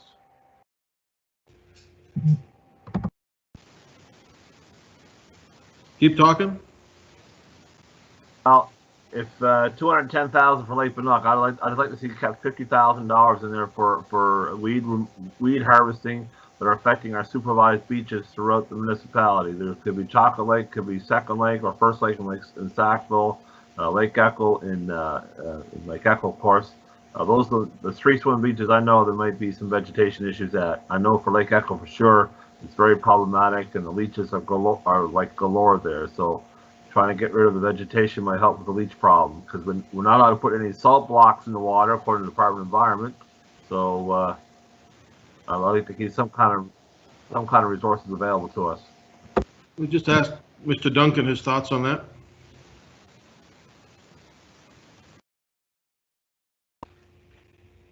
Peter, I think you're on mute. Sorry about that.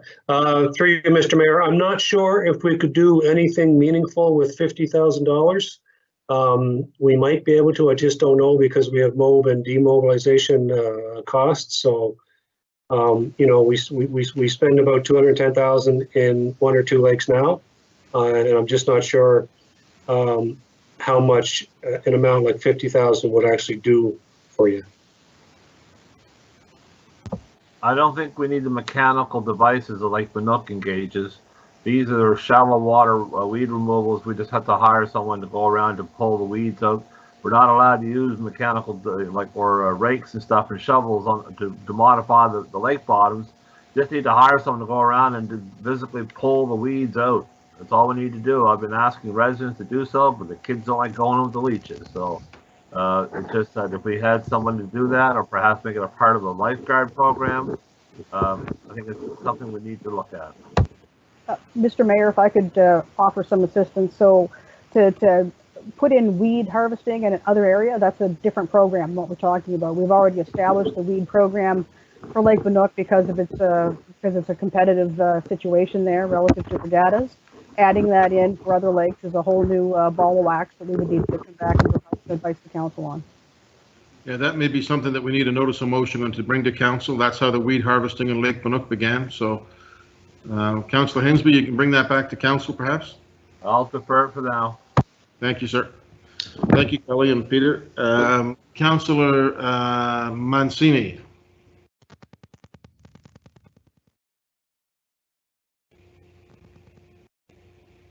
Councillor Mancini?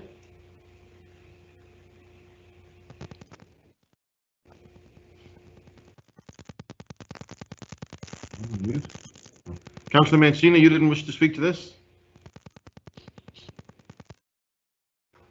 I'm seeing him, but he's not there. Councillor Zarowski? Can you...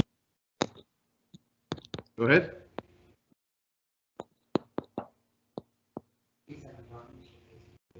Yeah, there's a note his computer's crashing.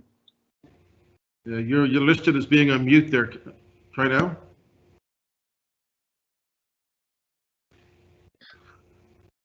Why don't you write a book and send it to us? We can hear you. Another one, okay. My computer's all over the place right now. Councillor Cleary actually looks good. Anyway, I just wanted to...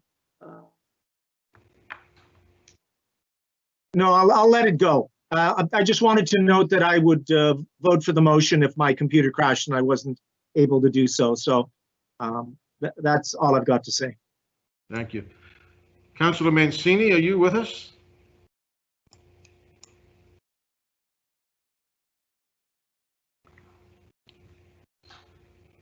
Councillor Mancini? Everything else, anybody else? Everything else I think has been addressed.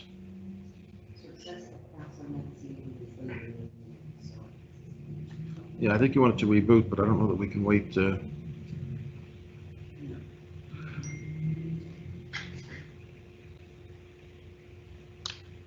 Okay. All right, let's go to the vote on the motion. Question? The motion is $80,000. Councillor Stretch. For the motion. Councillor Hensby. For. Councillor Karsten. Councillor Nicol. Yes. Councillor Austin. Yes. Councillor Mancini. Councillor Mason. For the motion. Councillor Smith. Yes. Councillor Cleary. Yes. Councillor Walker, Or Councillor Adams,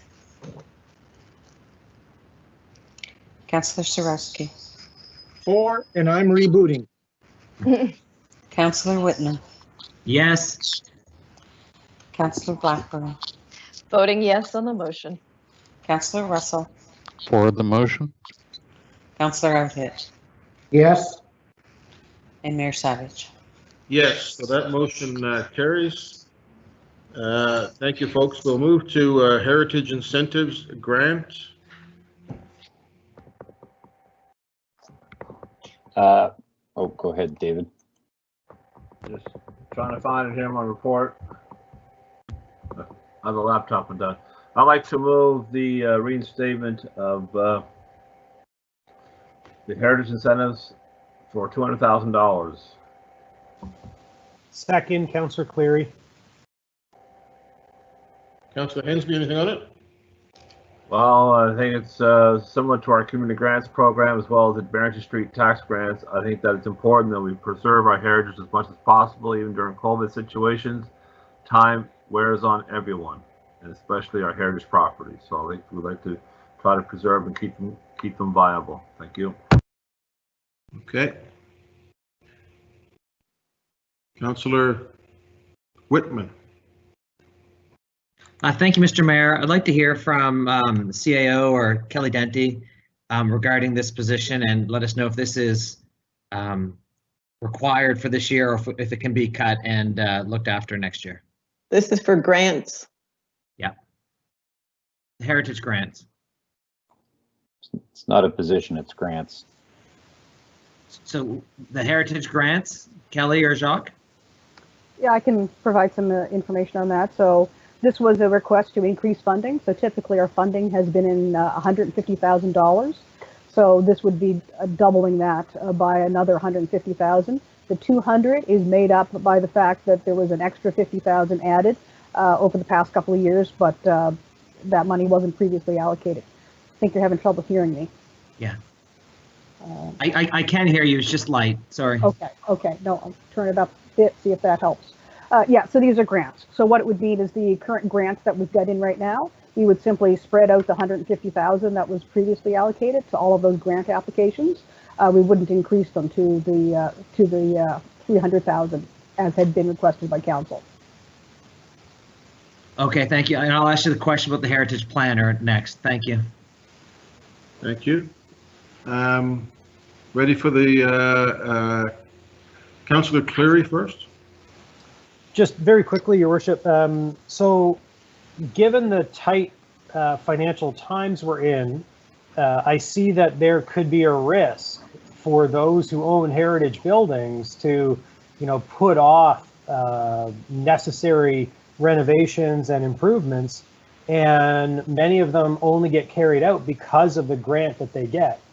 And if they're tight and then we don't do the heritage grants, we could see the further degradation of some heritage properties that, maybe the roof isn't redone when it should be, or maybe windows aren't replaced when they should be, and you have leakage. And so heritage grants are really important. And we know from the list that we get every year of all the grants that are being requested that and the reason we increased it is because we know there's huge pressure. And if we're serious about protecting our public heritage assets, because that's what heritage is, that's why we pay for it. Yes, it's private property, but these are public assets, because when you walk down the street and you see an old building and you think to yourself, wow, that's an amazing old building, Halifax is a great place, it's only that way because we're helping them out. And so I know it's tight times, and we are finding savings in many other places, and of course we're also looking at other funding sources, including reserves. But this is one of those ones where there are real consequences to those facades and the structures if we don't do these sorts of things. So thank you. Thank you. Ready for the question, colleagues? Cheryl? Councillor Stretch. For the motion. Councillor Hensby. Affirmative. Councillor Kirsten. Councillor Nickel. Yes. Councillor Austin. Yes. Councillor Mancini. Sorry, I'm just getting in now, so I wasn't part of the debate, so I can't vote. Councillor Smith. Yes. Councillor Mason? Councillor Mason. Yes. Councillor Cleary. Yes.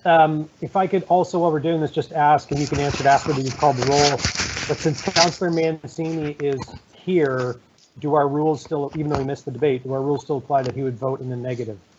Yes. Yeah. I don't even know what which item we're on, so. It was the Heritage Incentives grants. Yes.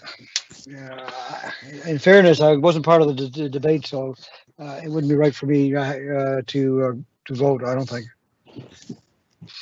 Okay, continue, sir. Councillor Walker. Or Councillor Adams. Councillor Zarowski. I was only here for half the debate, so I will, can I put in half the vote? Yes? I'll make it a full vote. We'll round up. And your vote, Councillor Zarowski? Yes. Councillor Whitman. I'm a yes for Heritage. Deputy Mayor Blackburn. Voting yes on the motion. Councillor Russell. For the motion. Councillor Oatit. Yes. And Mayor Savage. For the motion, so the motion carries. It does. Colleagues, we'll go to the water quality monitor, and Councillor Mancini, I think you, this was yours.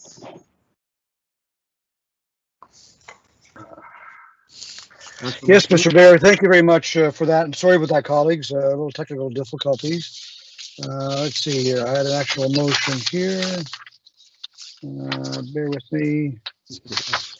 So want to, here it is, sorry, my apologies, moving things around.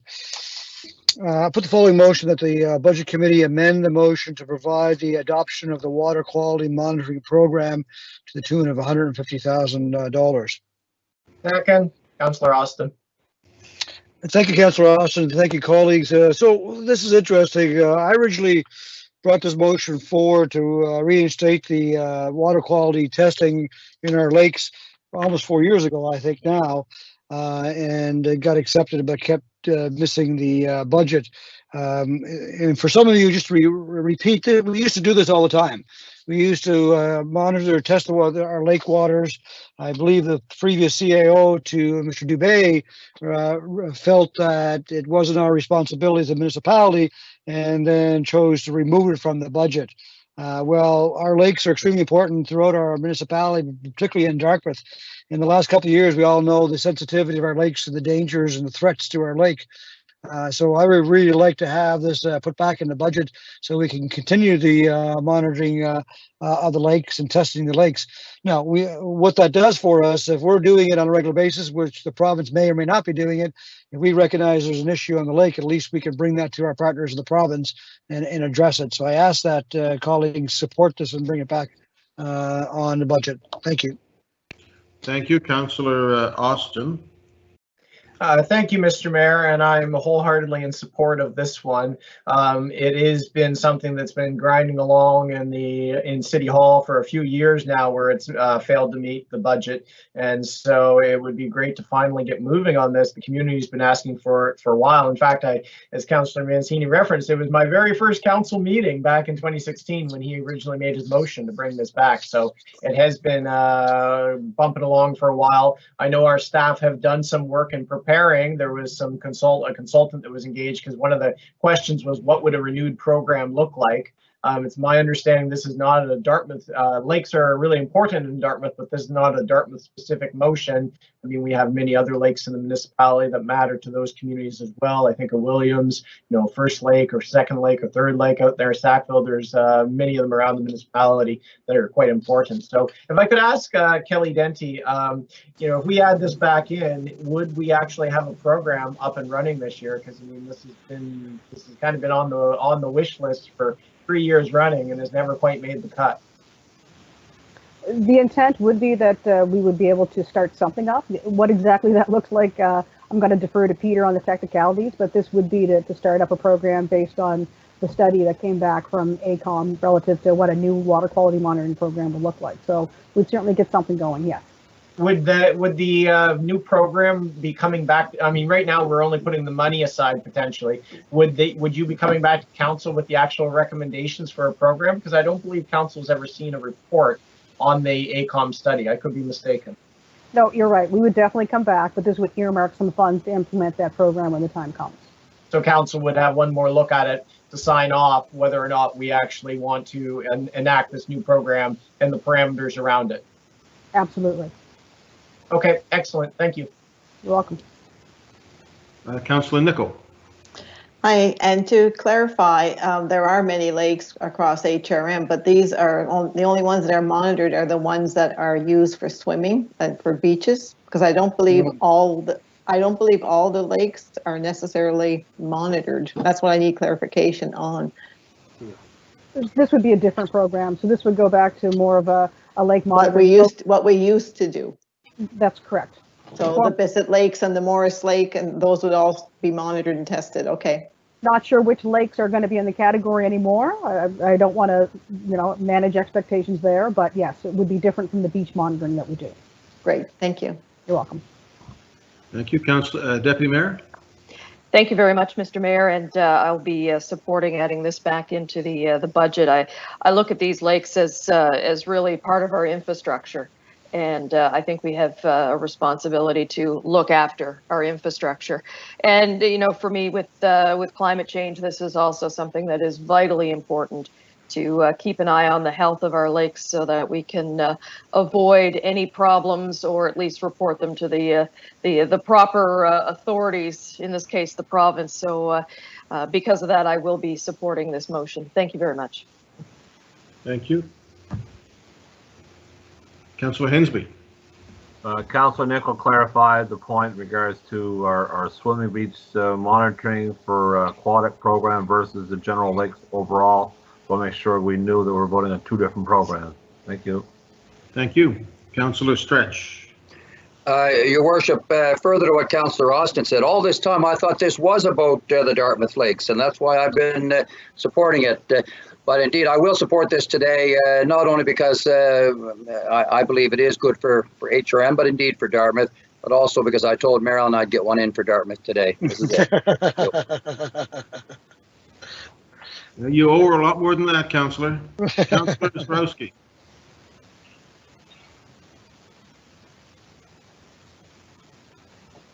Okay, thank you. Technical difficulties again. This is important on so many levels. It's not just important to us, but it's important to our ecosystem. We have, between the trees and the lakes, we have what makes quality of life in HRM unique across Canada. The health of our lakes determines the health of our agriculture, determines the health of our wildlife, our parks. So I'm totally in support of this. And with things changing the way they are, we need the baselines now more than ever. And without the baselines, we have nothing to gauge. And it's crucial that the baselines not be interrupted. So anybody who does any sort of science at all tells you, well, you go into a doctor, they say, we've got to figure out where you are right now so that we can tell you where you're going to get.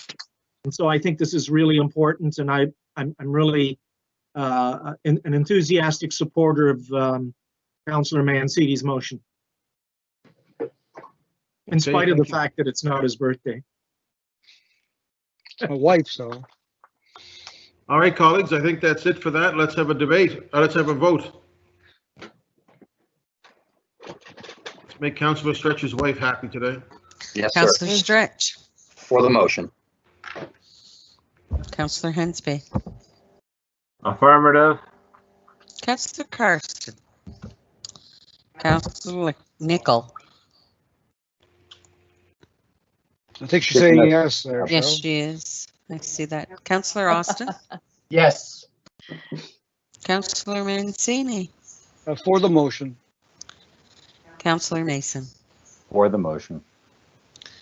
Councillor Smith, For the motion.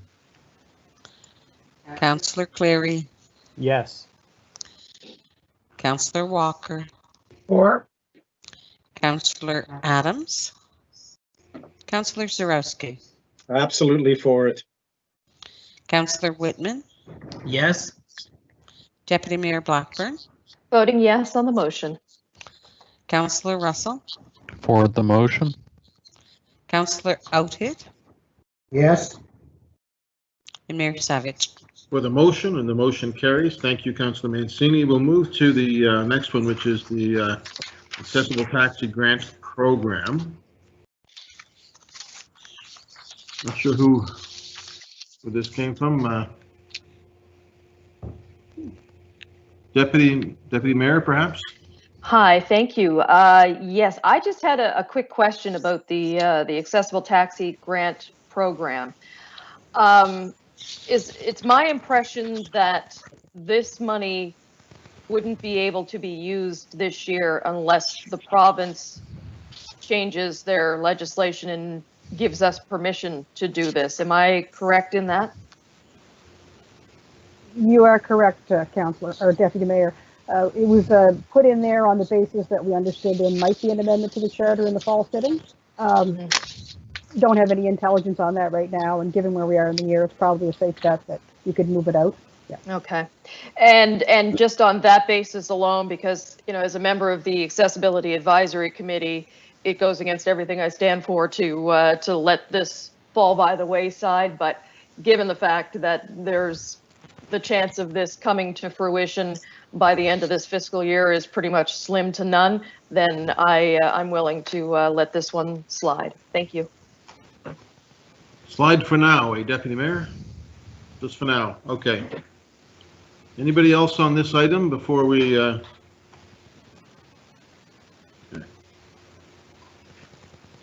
Heritage Planner.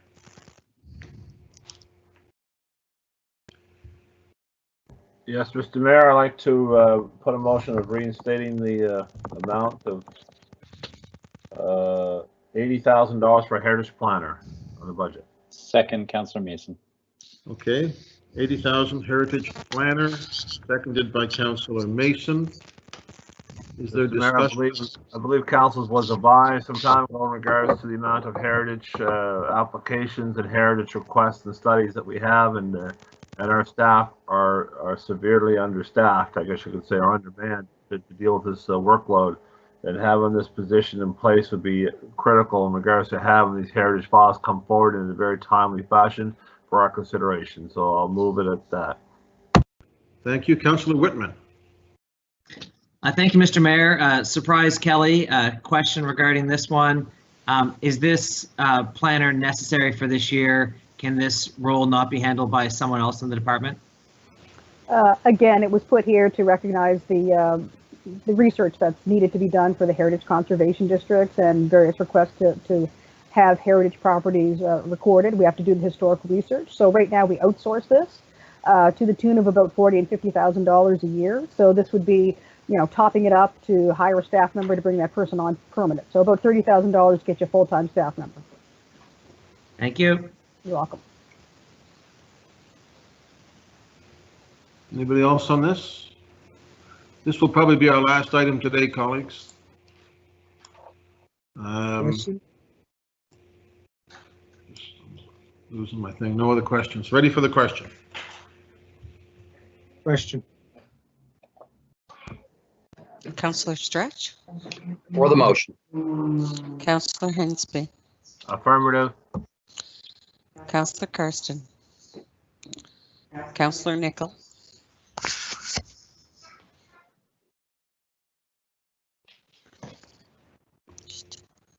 Councillor Austin?